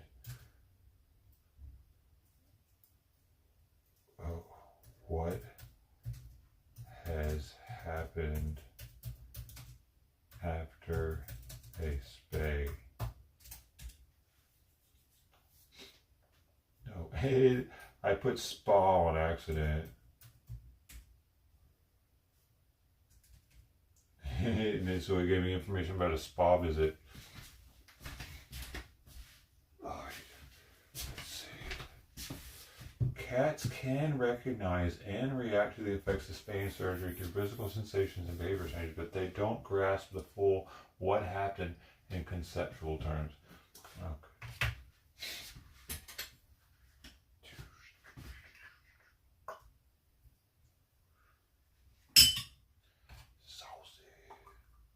They associate the procedure with recovery feelings, sense, and altered hormones.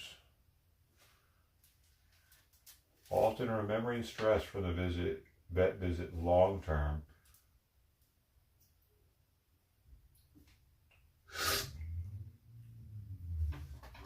Right after surgery, cats feel groggy, sleep more, eat less, stay low energy for 1 to 2 days. I don't care about that. I'm talking about months later.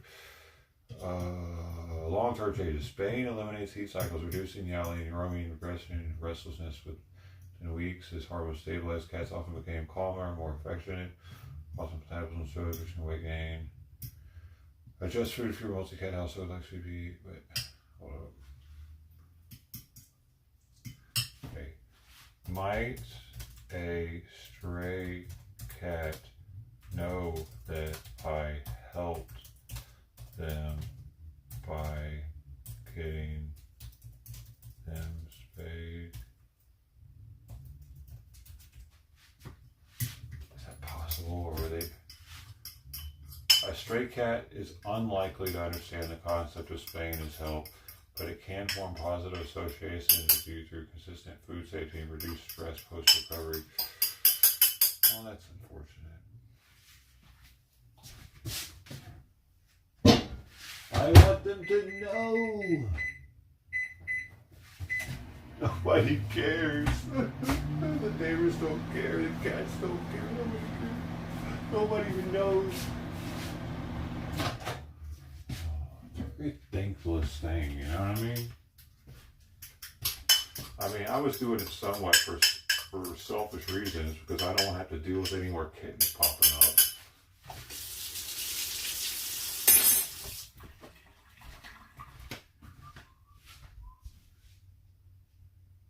What? You want that? Yeah, you just don't want it over here. You can have it over there, wherever you want it. Wherever you can have it, Simon. Okay, you want it over there? You can have it over there. Eat over there. How do you want it? How does it feel? Coming up as a brother in the cash game, living in the fast lane life for real. How do you want it? How does it feel? Coming up as a brother in the cash game, living in the fast lane life for real.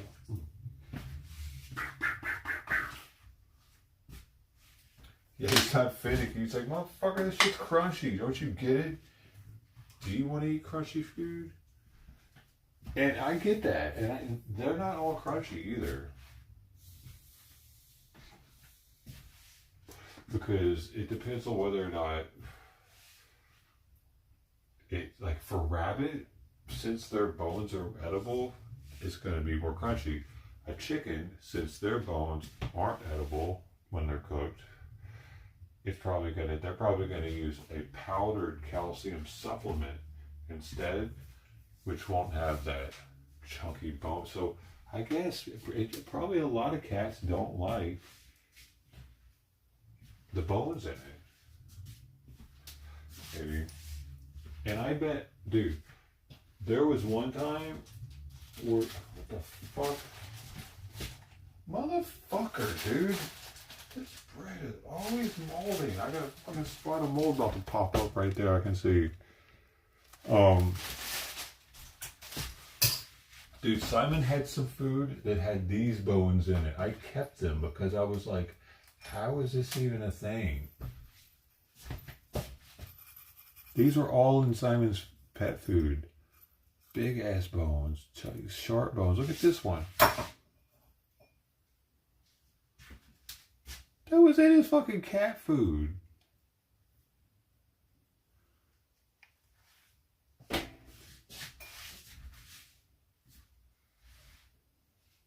Ziwi was the brand that I was getting back then.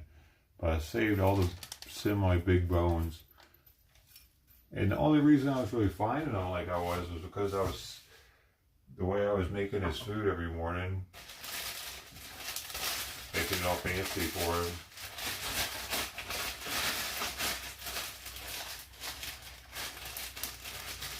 Gotta get this.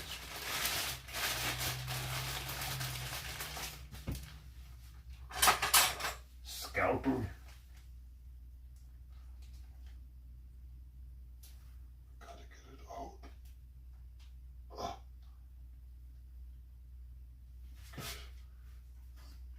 Scalpel.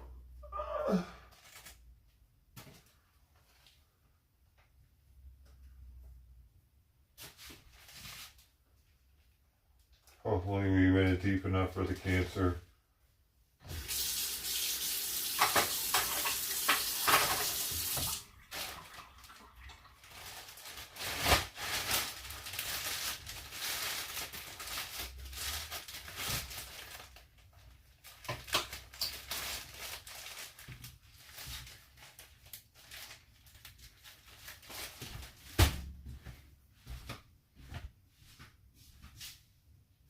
Good job, buddy boy.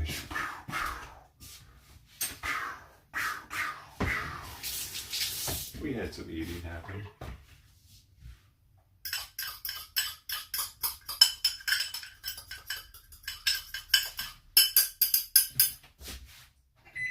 It's 11:03. In 15 more minutes, I doubt he'll eat any more though.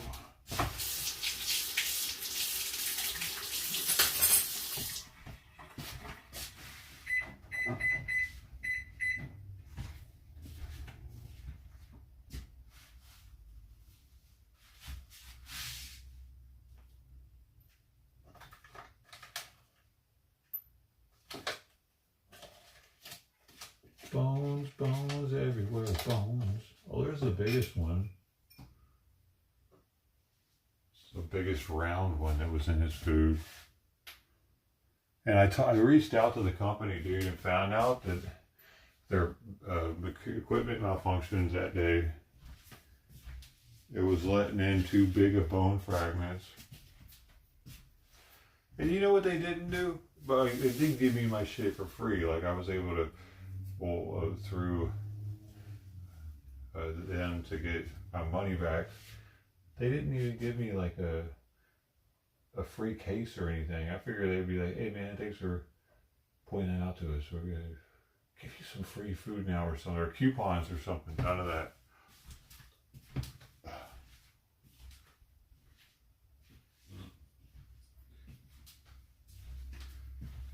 And at one point, they were even trying to say that, yeah, it's normal. It's normal for it to have bone chunks in it. But then I kept pushing it. Like, no, these are fucking massive and sharp, dude. There's no way they're supposed to be in the food.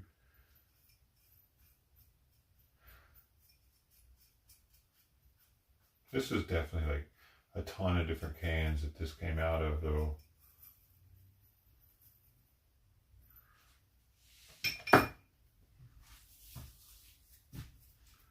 Baby boy, there's my baby boy. Baby boy.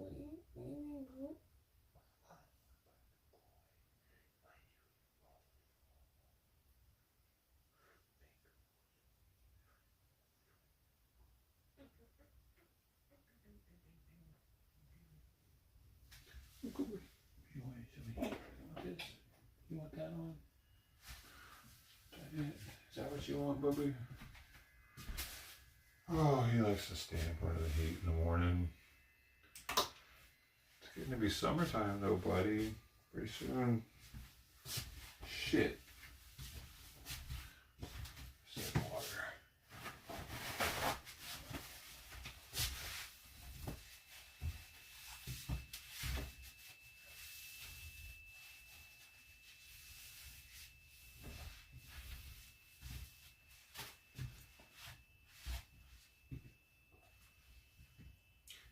else happening today?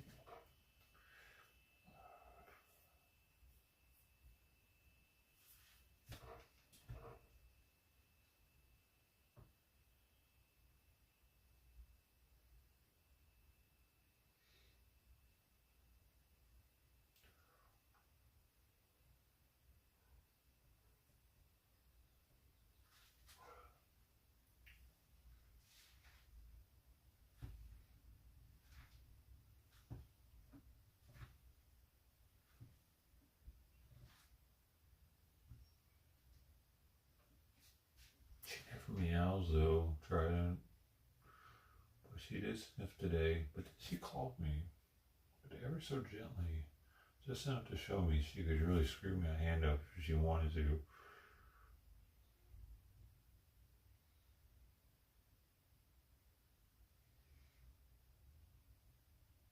Low pressure interactions build report. I shouldn't have touched it without forcing to. I shouldn't have touched her side, man. Aw, damn it. I probably did fuck it up.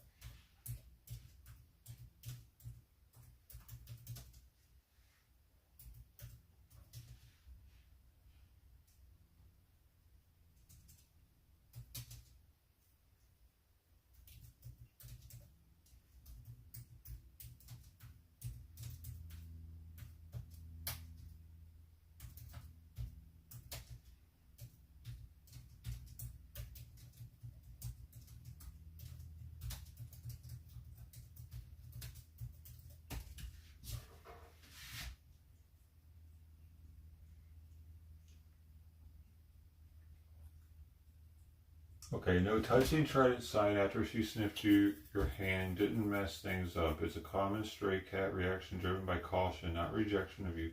Strays often bolt from unexpected touch due to instincts honed from survival, even after initiating contact, like sniffing to assess safety.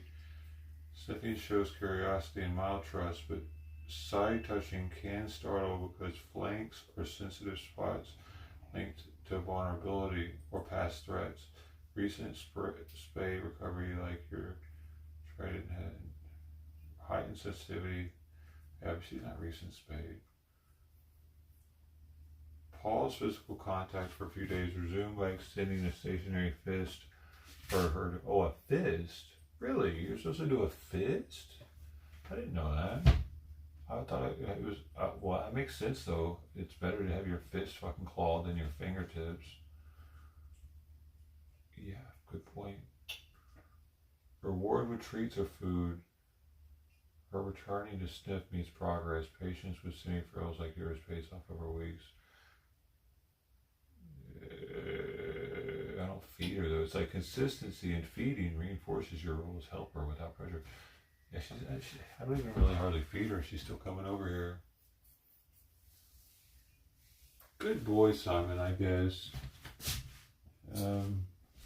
Need a little bit more, huh? All right.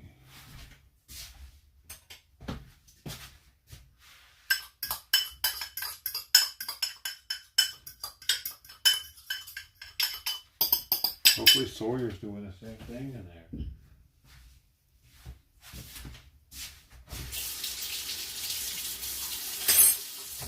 8 more minutes. We got 8 more minutes.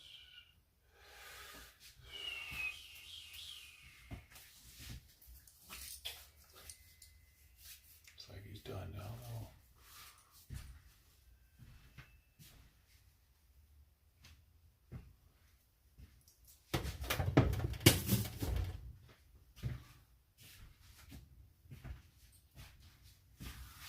Oh, this one looks better than the last one. Sweet.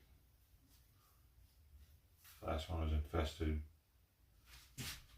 by banana fever. This one better.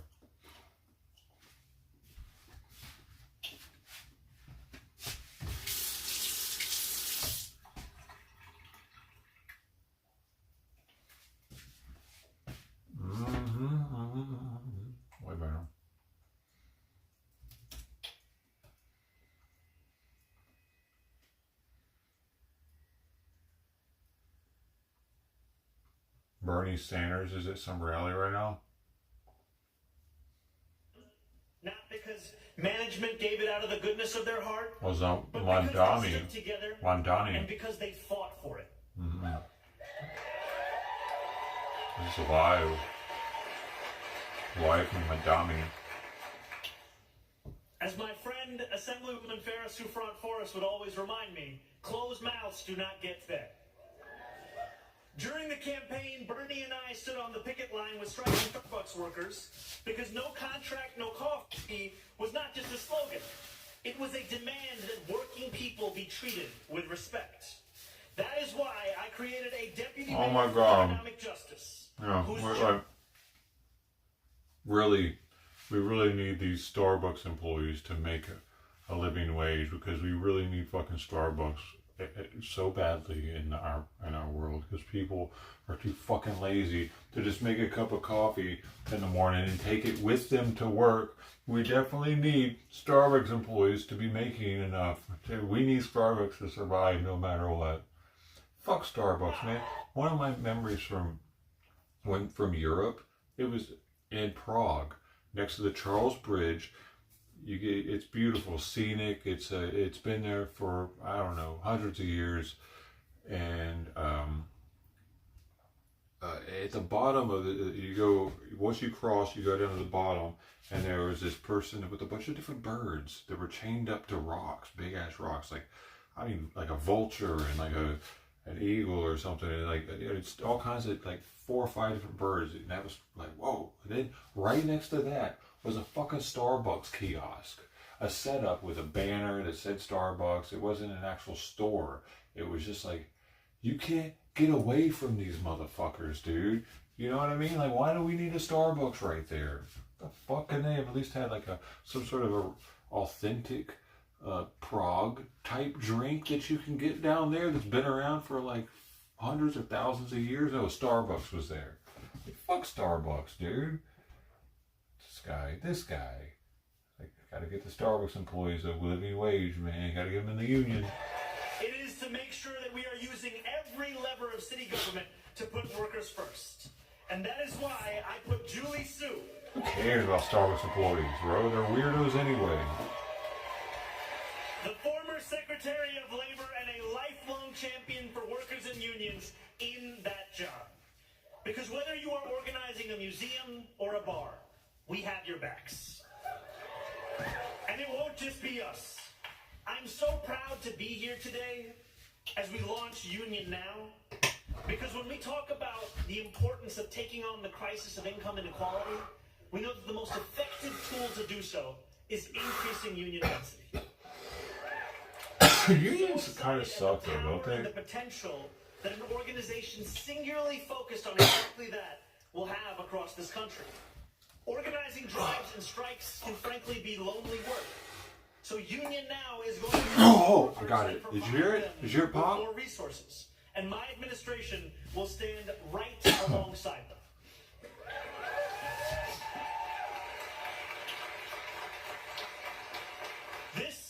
This moment demands nothing less. AI and robots are coming for human jobs. Worker protections are being eroded.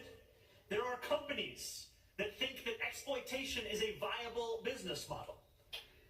They are wrong. I am looking out on a room full of New Yorkers who are spending their Sunday, their hard-earned time off, standing side by side with strangers they have never met, but care about all the same. Do they? Do they really care about them? That is Okay. an unbreakable bond. They act like they're in the Because fucking we know military that or people something. united They're will willing to never die be for each defeated. other. They're not, dude. So I ask you to say it with me one more time. New York City is a... They're probably not even willing to loan each other New York money. City is a... They're just at the same building together, so they all care about each other. The work Dumb. has only just begun, my friends. The work is something that we Fucking shall all cult, do together. dude. Thank you very much. Union seems seemingly a little cult-like lately.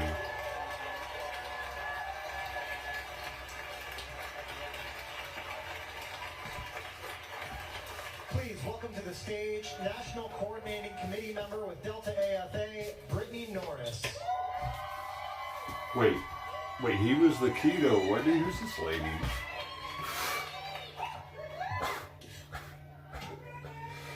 The mayor of New York to this black lady. Welcome aboard, everyone. Gotcha. I'd like to serve you as your flight leader for the next few minutes. Amazing. My name's Brittany Norris, and I am a 10-year Delta Airlines employee. 8 of those as a New York-based flight attendant. I am, in fact, a Delta legacy. As a child of Atlanta, growing up, I dreamed of working for one of the big three. That's Delta Airlines, Coca-Cola, Home Depot. Oh, shit. My dad and many of my parents' friends all worked for them. I thought that those establishments were the foundation of the community. Sorry, dude. Get the fuck out of the way, though. Jesus. Life experience has taught me that we, the employees, are the living, breathing workforce that builds and maintains true community.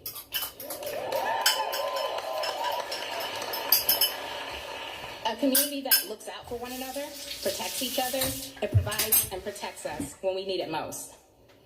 I've had many experiences on the aircraft and abroad that have shown me that my employer will never care about me as much as these flight attendants right here when we share that jump seat.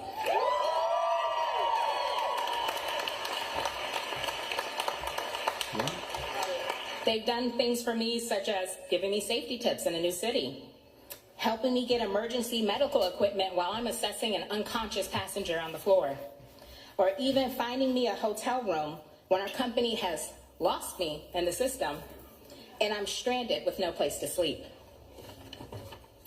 It took some time for me to understand that all of these interactions were creating community and building solidarity between me and my colleagues.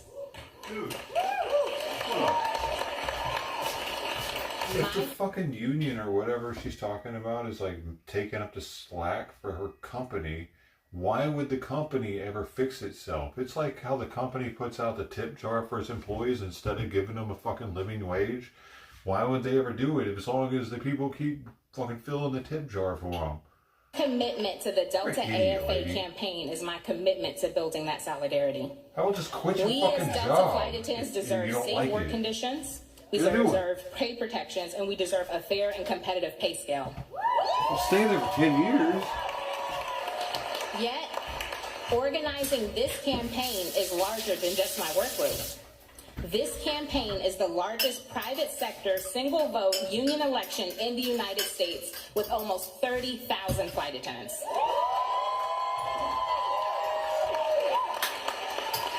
This campaign proves that all flight attendants can stand together and fight for what we deserve. I bet eventually. This campaign proves we can organize the South. I bet eventually flying in America becomes more and more like more of a business thing, maybe. Because electric vehicles are going to get better and better, and autonomous driving is going to get better to the point probably we're going to be able to just program our car to take us across the country. We'll be sleeping half the way there. Like eventually, right? Why wouldn't it get that good? We already have we're already pretty much testing it out with all those Waymos and shit, aren't we?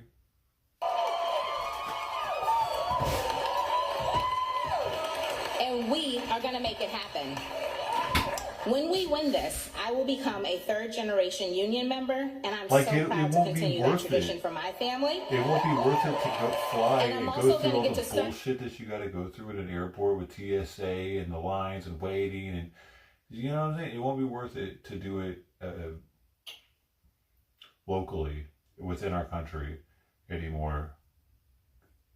Like interstate, they might even make it so that there's like a special lane for automated vehicles, like, 50 years from now or something, to where they get to even drive faster than the other cars because they're more trusted on the road.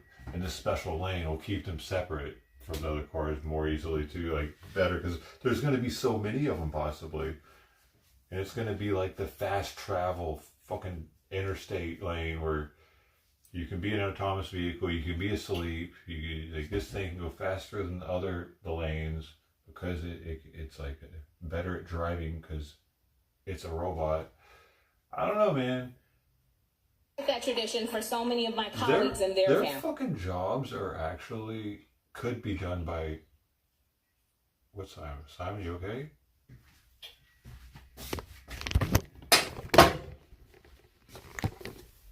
You okay? What's going on, buddy? Why are you doing? Hey, you got a hairball? You got a freaking hairball, don't you? All right, I think he's got a hairball. I got some old hairball treatment stuff here. I can get him to lather up, maybe. I don't think it really expires. We're gonna give him a little dollop of this here. A little dollop will do him.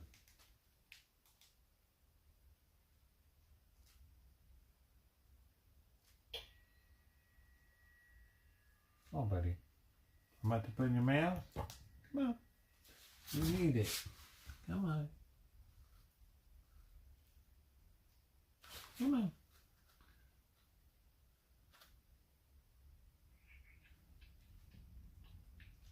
Oh, it fell out. Here, let's try that again. Oh, fuck, Simon. Here, let's try that again. Got it? Oh! Oh, there.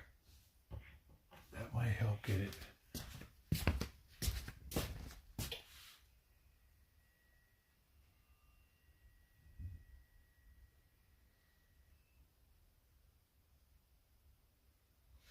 I think that if anything, it probably just separates the side of the tube. That's why I always squeeze it apart.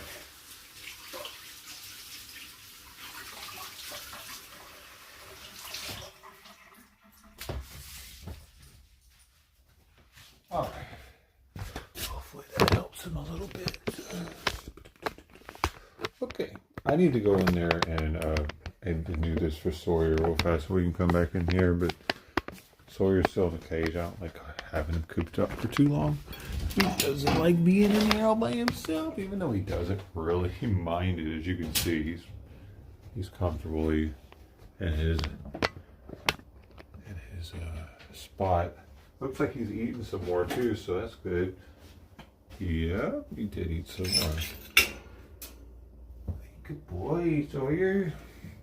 Now, if we can just get him to finish this last little bit, which is probably like 20 grams of the 100. It's about a fifth of what I gave him. Whoa, bobblehead. I'm bobbleheading over here. Are you ready, Sawyer? Baby Sawyer, are you ready to come out and play? Sweet Pete, get back. Get back, get back, get back. No, get it. Get it. Come here, come here. Come here, Sawyer. Come here. Come here. Come here. Come here. Sweet Pete, get back. Get back. You fierce beast.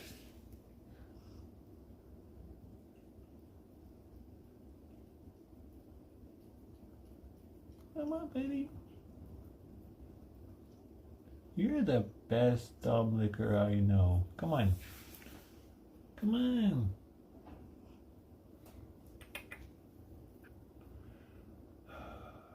Come on. Don't you want to get out?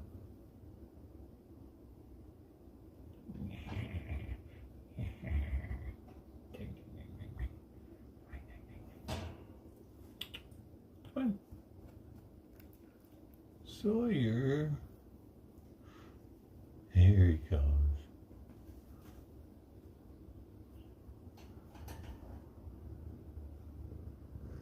Hey, want some more? You want some more? So you could be a big boy. You gotta come get some more, Sawyer. Come here. You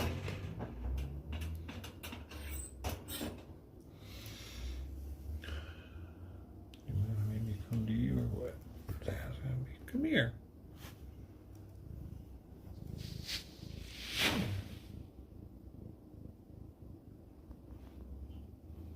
Here.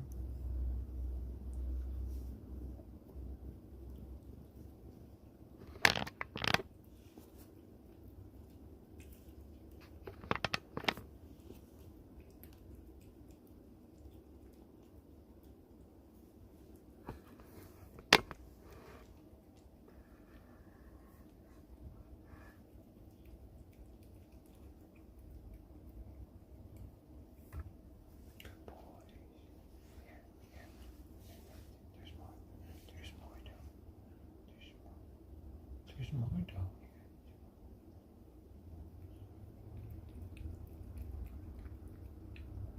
Sweet, sweet. No, no, no, no, sweet. There's more here. Sweet pea, no.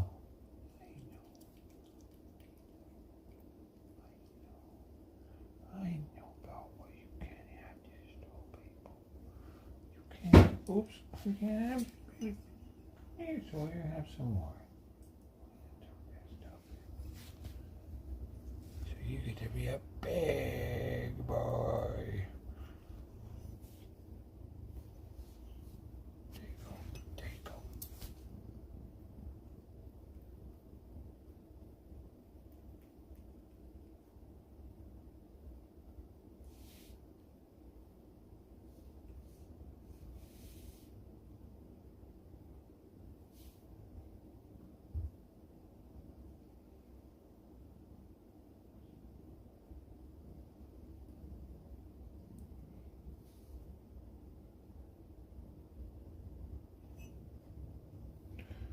I guess that's all he wants.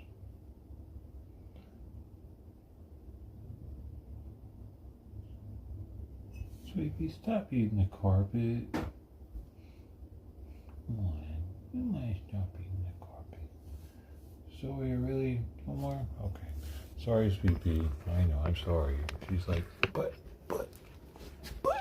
he doesn't want it.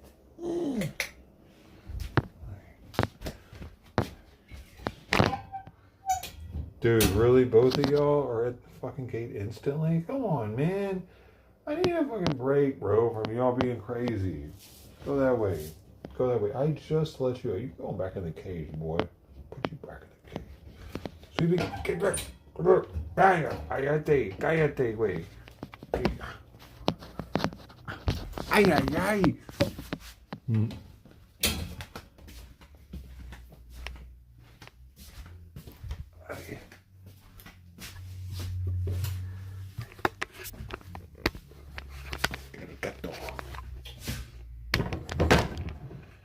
Whew. Dude. So I've been giving him about 100 grams, so he probably ate at least the whole can.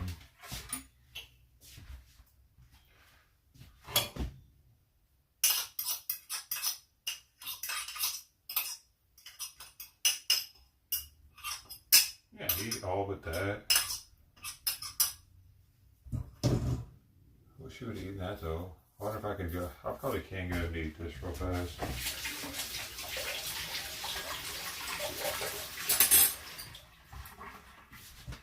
Let's see.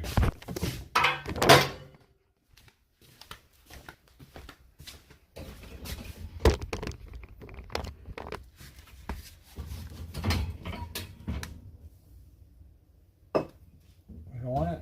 No, Sweet Pea, no. No, no, no, no, no, no. You don't want it? Sawyer, you don't want it? Sweet Pea, you're a pain in the ass.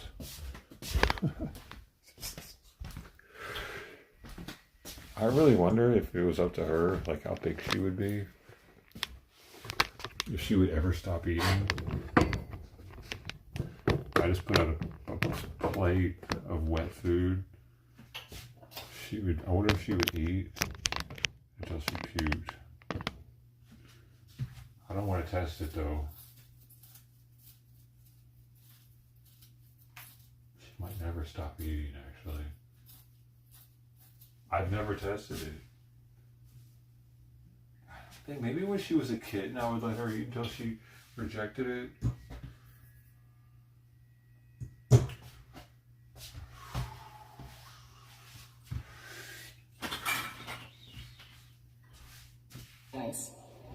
I'm so proud to join all of you here today and join the ranks of unionized workers in America. Because as you know, there are more of us than there are of them. We can win this together. Labor can win together. Dude, the problem is though, lady, and this is what I was gonna say a second ago.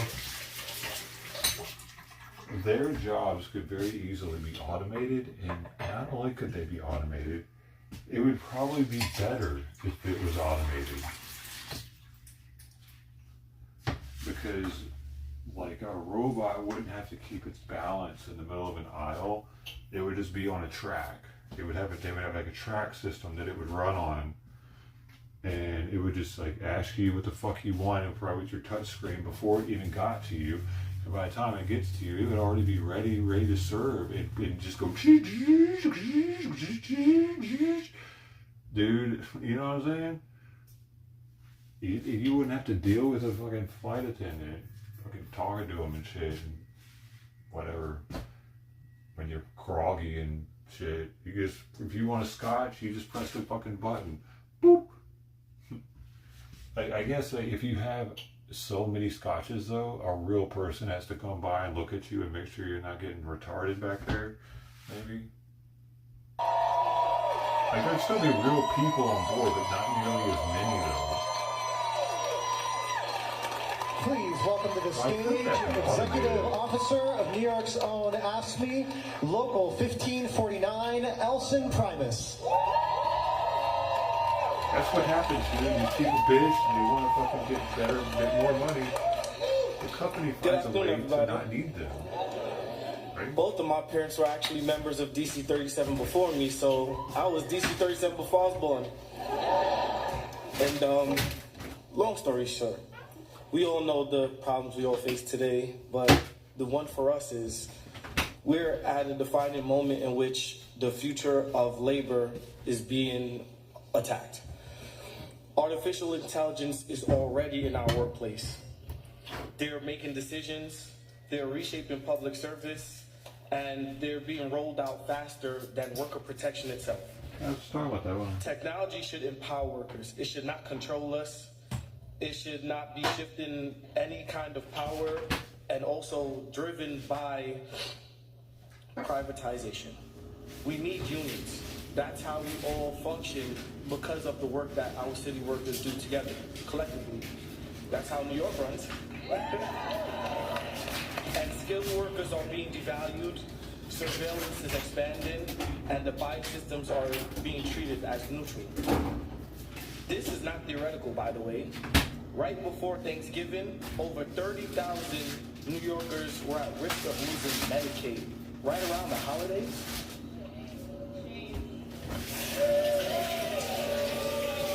And what was the cause of this? Good question. A failed AI system. It was city workers, union workers, my own DC 37 family that worked overtime throughout the holidays when the system failed us to carry that burden, and our jobs are threatened. We are the expendable ones. These errors hurt us all. When people can't get care, people end up on the street. That means more people suffering, more passenger delays, who like train delays, more strain on hospital and EMS workers. In all, we demand AI to be a subject of collective bargaining. That's what we all need.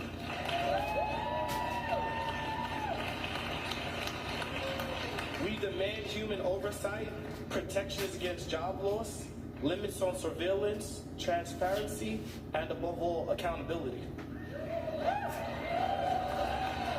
They're scared the AI's going to take their job or what? Dignity and public service. Do we allow technology to be used as a tool to weaken labor, cut jobs and concentrate power? Or do we fight to ensure it is used to strengthen public service, protect workers, and serve the people? See, I think they're starting to realize their jobs can be taken by AI, by we stand robot. for unions, we stand with fairness, and we stand for a future where technology works for the people, not against them. Now, Solidarity. the more they bitch, the more likely it's going to happen.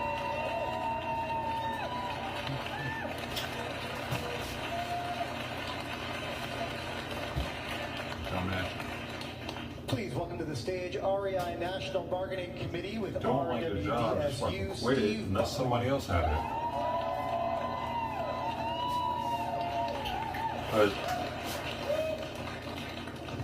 There's Howdy, crime. y'all. I'm Steve Buckley. I work at the REI store down in Soho, New York, Lower Manhattan. And in 2022, me and my coworkers formed the first Do we need union in the REI history of stores, REI, Billy? joining the RWDSU. And since then, more 10 more stores have organized the union. Bro, like, he's actually an REI. He works at REI. He sells fucking camping gear. Think about this. Unions mattered when it was like industry, when it was about manufacturing, science, something fucking that we actually need. Who gives a motherfucking shit about Starbucks and REI employees making sure they get paid to live? Are you fucking kidding me right now? Get a real job, dude. What the fuck, man? Ranging all across the country. You're not supposed to work at because REI we for your could, entire because we were life, workers and we man, are fucking you? demanded it. Like a stepping stone, isn't it? But we would also not be here if it wasn't for the brave baristas at Starbucks who inspired us and made us believe that we deserve rights and dignity at fucking In work. Starbucks, yeah. Make that a lifelong career. And like them, much of our early organizing was centered around working through a pandemic where our safety and security was put at risk. From getting sick at work, from being harassed by customers, being threatened by people who won't wear a fucking mask. That is what we were organizing around. And now we're organizing around the existence of Being our jobs. threatened by people that wouldn't We are wear a fucking organizing around mask, the you demand said? that REI, in its endless pursuit of economic growth, should not do so at the expense of slashing jobs and slashing wages. Why not? Sorry, my phone keeps Most of their going sales by. are probably online now. But since then, like, we have experienced a unique type of violence, a constant surveillance and harassment of unionized workers, of union leaders, targeted terminations, mass layoffs with no reason. No reason, Not by the stopped way. organizing. We've not stopped fighting. The reason is they don't need you as an employee anymore. I am here standing 4 years after we unionized without a first contract. I was part of the worker delegation that announced our union, and I'm still standing here before you today because we deserve dignity and respect at work, and it's not going to come unless we keep fighting for it. And like many of the retail and service workers who've organized over the last few years, we always hear, like, why don't you quit? Why don't you get a new job? Why don't you just move on? This is supposed to be, a short-term thing, or this or that. And to that I say, I am getting a better job. I'm organizing my job to make it less shitty. What? No, that's not how it works, buddy. And all of these companies have seemed to forgot in their mindless obsession with AI that it is the workers who make these places run. That it is us as people who sell clothing and help people learn how to be outside and tell them how to not die when they climb a goddamn mountain, that we are the people who drive their profit. They have forgotten that New York City is a union town. They have forgotten that workers across the country and community members and members who own the Believe goddamn that co-op anybody will that continue fucking to shops stand at with REI workers. really cares about the fucking salesman being there to give them the expertise We're calling for a of the boycott of the tip. biggest sale of the year. I don't believe that. Please stand with us and join the pledge. Solidarity forever. We don't need that anymore. We got reviews. Online reviews, man, are better than a salesman because now I know a salesman's trying to sell me something. What the fuck? Guy's an idiot. I'd much rather get an online review than a salesman's review. Can't trust him. Okay, I am really short here. Can you see me? If I like oh, look at this. This is what happens when you have a school teacher and a paraprofessional with you. So I am here with two amazing, look, everybody in this room is amazing. You don't clap for yourselves? Come on. You know, and you can tell I'm getting older. Do I read my notes? Do I not? But I am here with two amazing members from the United Federation of Teachers, Fran Gachet and Trey Taylor. Trey rushed here from church so he could tell the story. Yes. Well, I got regular oranges And this time I'm of so year. glad to see so many union workers in this room, in this hall, in this union. Are we a union town? This is what I love about coming home. So, look, I wanted to be here today to both say what a fabulous idea it is to have this new program Union Now, and to also talk and introduce these two amazing workers. Because it's really important to try to get a union, but also, when you have one, it doesn't mean we have nirvana. As we know from 32BJ, who we are about to support, we have to fight for rights every single day. We're in the middle of a strike in the middle of Illinois, and just this morning at 4 o'clock, UTLA got to a contract that our members and the kids in LA deserve. So it's not just getting to a contract, but I want to just say what Sarah teachers matter more than really retail. lift up the Delta campaign and what Sarah said, because it should not be radical to want a living wage, to want a dignified retirement. None of this is radical. Affordable health care, access to child care, great public schools, making sure we have a decent retirement, a living wage. But the only You keep saying that, lady, living wage. You're alive, aren't is you? if we have union density across America. And as Sarah said, emblazoned in my face most of the time Fuck is a the living number wage. 9 and 10. Why? Because that is the density that we have right now. 9 to 10%. And yet 70% of Americans want unions. So believe that. Union Now is Where's that about poll how we taken get from? there, how we create the density.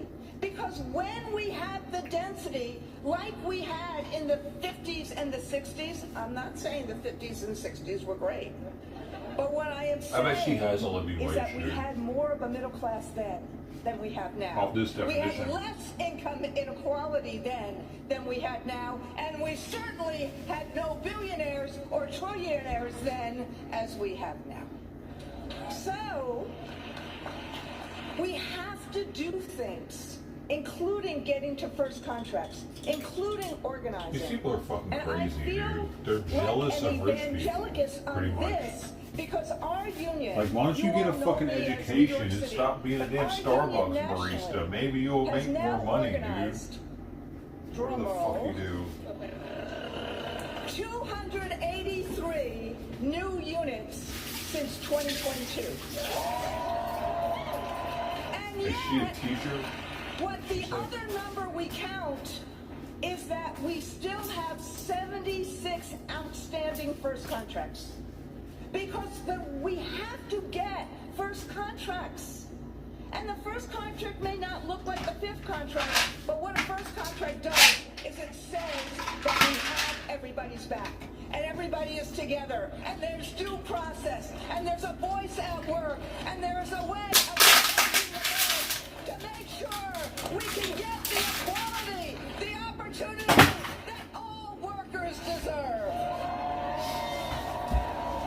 And that is why I am glad to be back in my hometown to say Union Now and this new process. process, and this new 501c3 is really important. We, Oh, well, community 501c3 of action. labor, need to make sure that people who want to Is that an NGO, organize baby? know that Well, we NGO action? have their back. So do we have their back?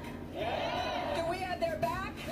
I love those In this great NGOs, bro. union town, do we have their back? They're always As for that our saying goes, the people best united interest, right? Always. will never be both. Always. Will never be neither defeated nor divided. So, with that, as I said, there are still constant fights that we have to wage. I know you're And hungry. we have two fights going on in New York City and New York State right now, the mighty, mighty UFT, about a living wage and about a decent retirement. And what I want is I want these two I amazing think most people that warriors graduate college to get a talk living about wage, those don't they? If fights, they go in so a that decent you know what those fights are about and why field, if they're we're not fighting fucking them. stupid and So I'm going gonna to some dumb introduce shit. Trey Taylor first. A Because lot of these he's a kids are going to paraprofessional stupid fucking at fields, PS man. 72 They don't do the research beforehand to see that it's going to be needed I'm or not. forgetting my mnemonics in New York. The John F. Kennedy Jr. School, he works with special education students. But the problem right now is, and we have this in DC 37, we have this in other places too, the problem right now is you cannot make a living and live on $30,000 a year in New York City. And so what we have in New York is we are trying to get something called the respect check, a living wage. Do it outside of collective bargaining, just like Union Now is a new initiative. Hold on, right, shut the fuck up. Like, you picked to have this fucking life, this job that had this income cap. You picked that. You could have picked a different path, gotten better education, a different trade that made much more money, but you picked to do whatever the fuck you picked. Maybe be a teacher, even though you knew the teaching wasn't going to pay shit. And now you expect it to change. That's like getting into in a relationship with a fat chick and expecting her to start going to the gym all of a sudden. What are you doing? You knew what you were getting yourself into. Like, and the thing is, why is everyone just expected to be able to have their own place and their own car and everything, their own, like, dude, there were many years where I had to have a roommate as an American, and I didn't look at it like, oh man, I'm owed to be able to live without a roommate and shit, because like, I never felt like that when I was working at a place, ever. Like that I was owed more money because I should be able to have my own place. Like, what? Whatever. Side in that way, and Trey is one Just in of New those York leaders City. in trying to fight for that. One of those powers who want to make sure he stays in this job. The kids love him, but he needs to make sure he can fund and care for his own family.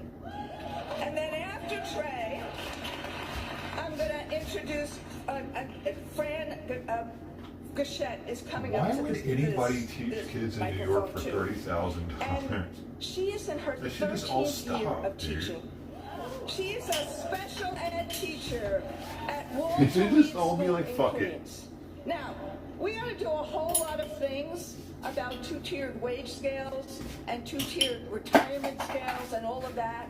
But in the city of New York, in the state of New York, the place that has more density and more union than anywhere else in the country, we should not have a two-tiered pension system for younger teachers.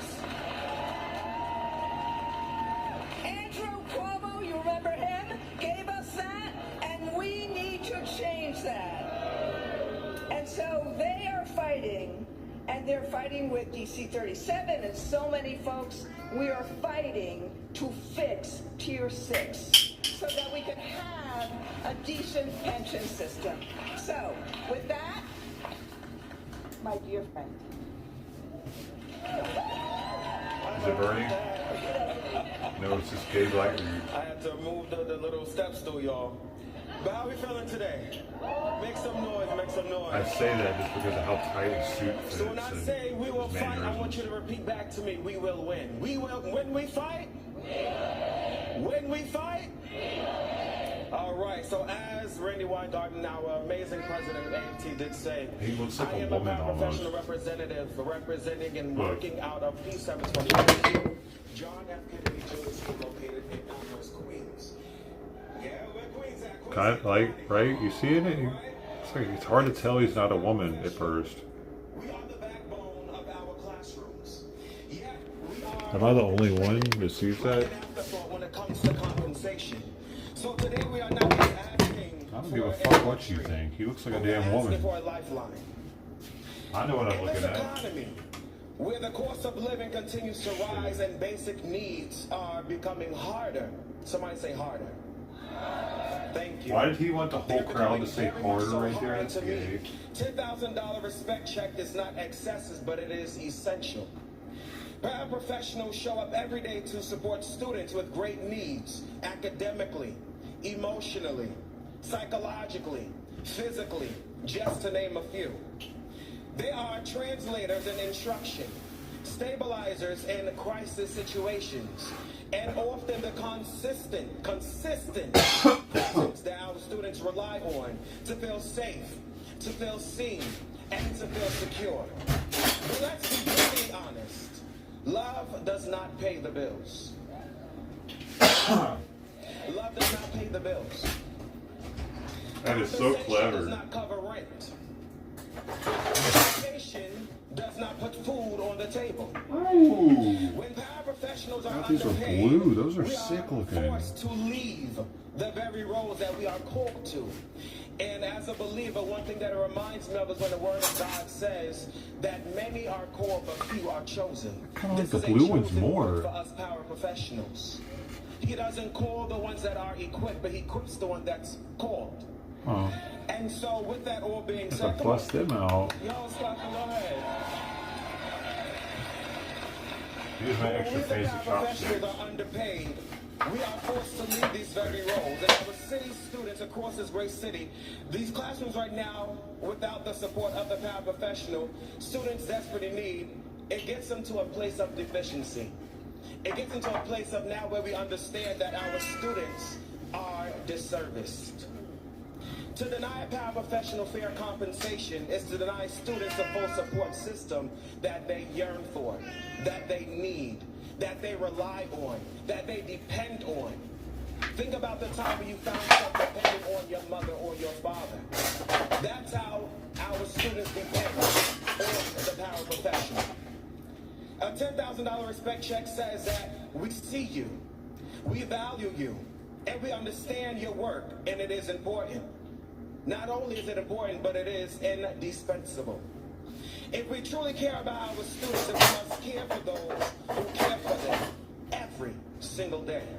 So this is not extra.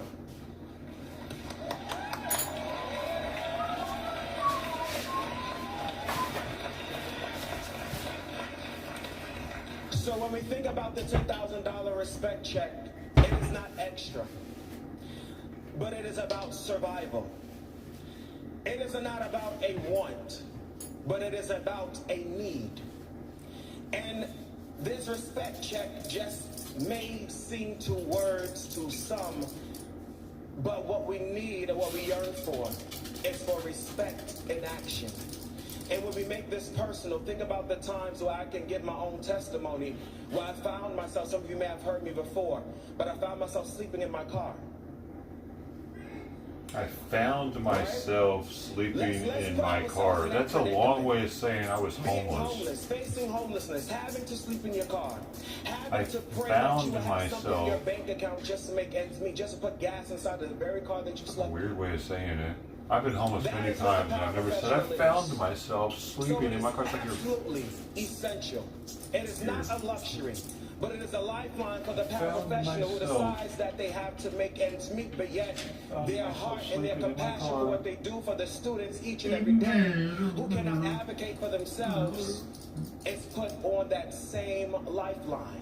You are putting your essentials, your necessities, all of your life on the back burner to make sure that your student who cannot speak, who cannot write, who cannot read, who cannot do all the things that we take for granted each and every day, we put ourselves on the back burner. Wait. And put them as our first priority. Why don't you fucking just So when talk I to say the, or in this report the beginning- parents for being fucking retarded?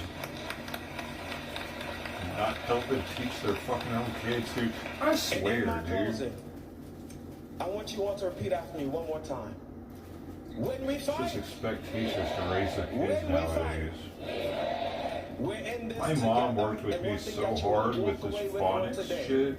Look at She had everybody a inside of cheap, this she room. bought Look this to your left cheap and look to hooked your on right. phonics. It wasn't the real one. She worked with Now, me as we do it every in the day church, with look that at your thing. neighbor And turned me in and say, neighbor, to such a good reader. we are stronger that together. I ended up scoring a perfect on reading comprehension on the GED at 17 years old. An 80 out of 80. The lady had never seen it before. Bitch gave me my test results. Forget you. Yeah, I am shorts. Proud of it. And I won the accelerated So, good reader afternoon. Yes, the in short 8th girls. grade. I had the most My points name out is of all the Francisca classes. Gache Fran. I'm a special ed teacher at PS9, the Walter Reed School in Queens. Also a I have a District shirt to prove 75 it. school. The accelerated reader on it. This is my 13th year, as Randy stated. I currently teach science and activities of daily living skills to students in grades K through 5 with severe special needs. So these are students with autism, with who are emotionally disturbed, with multiple disabilities. That's another These are fucking thing. students Why are there on goddamn so many feeding autistic tubes. These are kids nowadays? students who are, this is their last chance. These I are think it's students the who fucking cannot be parents' in your diet when they're everyday pregnant, community dude. schools. I am there every single morning, Monday through Friday, from 8 to 2:20, sometimes later, taking care of. See, my mom was trying to have a kid, so she made sure she would try to do everything she could right. So I came into District 75 in 2013 through the New York City Teaching Fellows Program.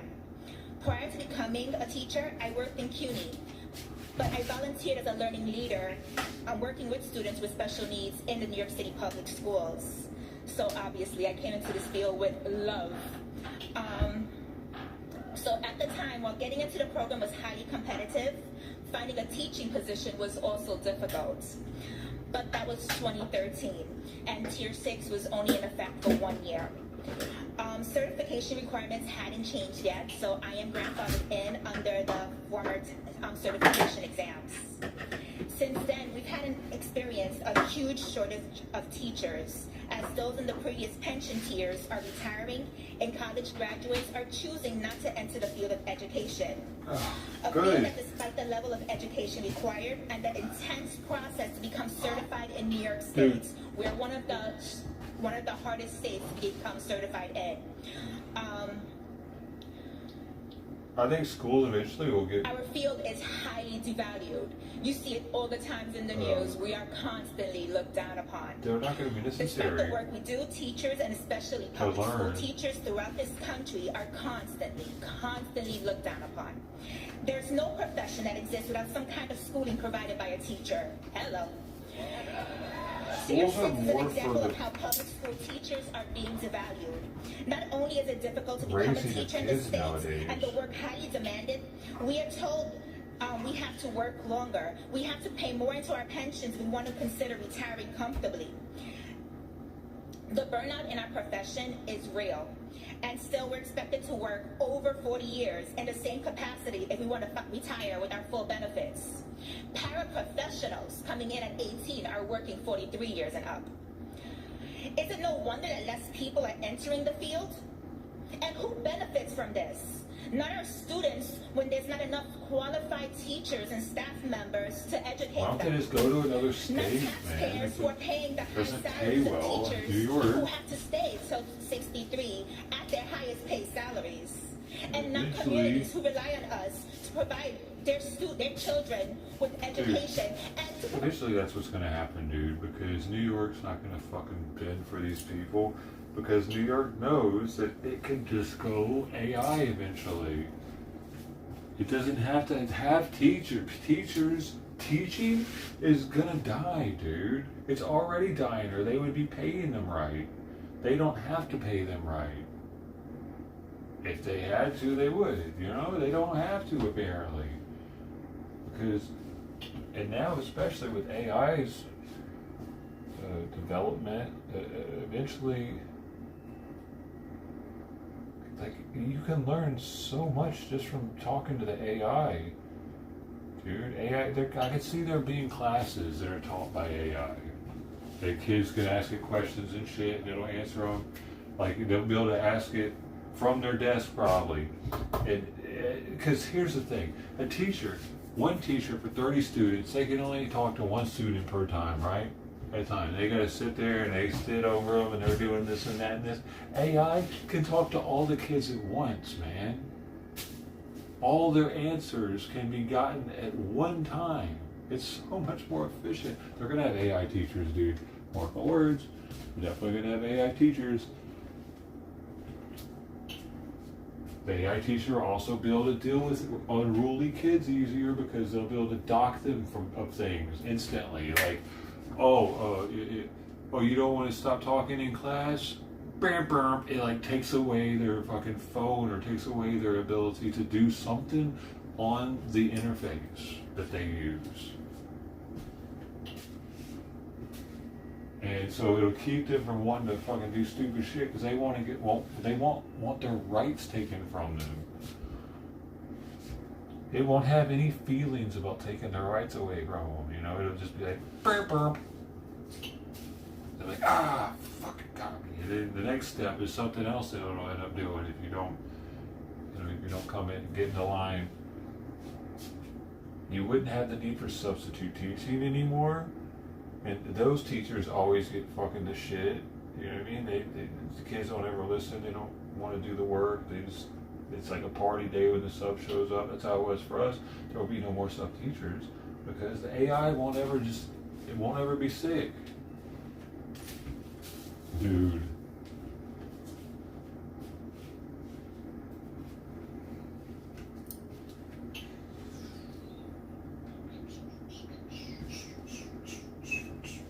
Teachers are going to die off. Teaching is a dying field because the AI is learning every day more and more, soaking up all of our knowledge.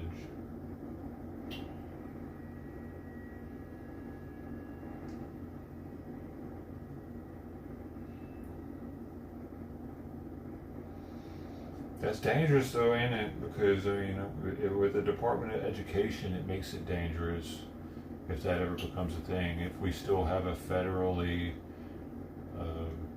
a federal oversight for our education system of America, then that would mean that the administration could program the AI to be more left or right leaning and teach the kids more one or the other.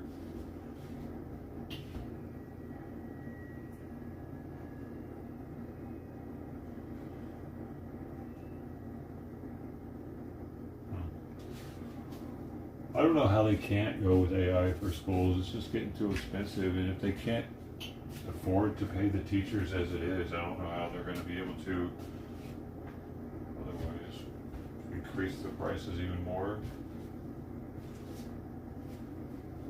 Supposedly, the government not giving out so many student loans is supposed to help bring college prices down.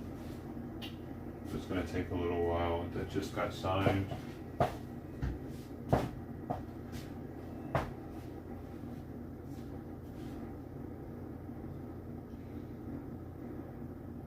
Oh shit. Hey guys, I didn't realize it had been over an hour and a half since someone said something. I'm an idiot. Now I feel real stupid. Talking to myself.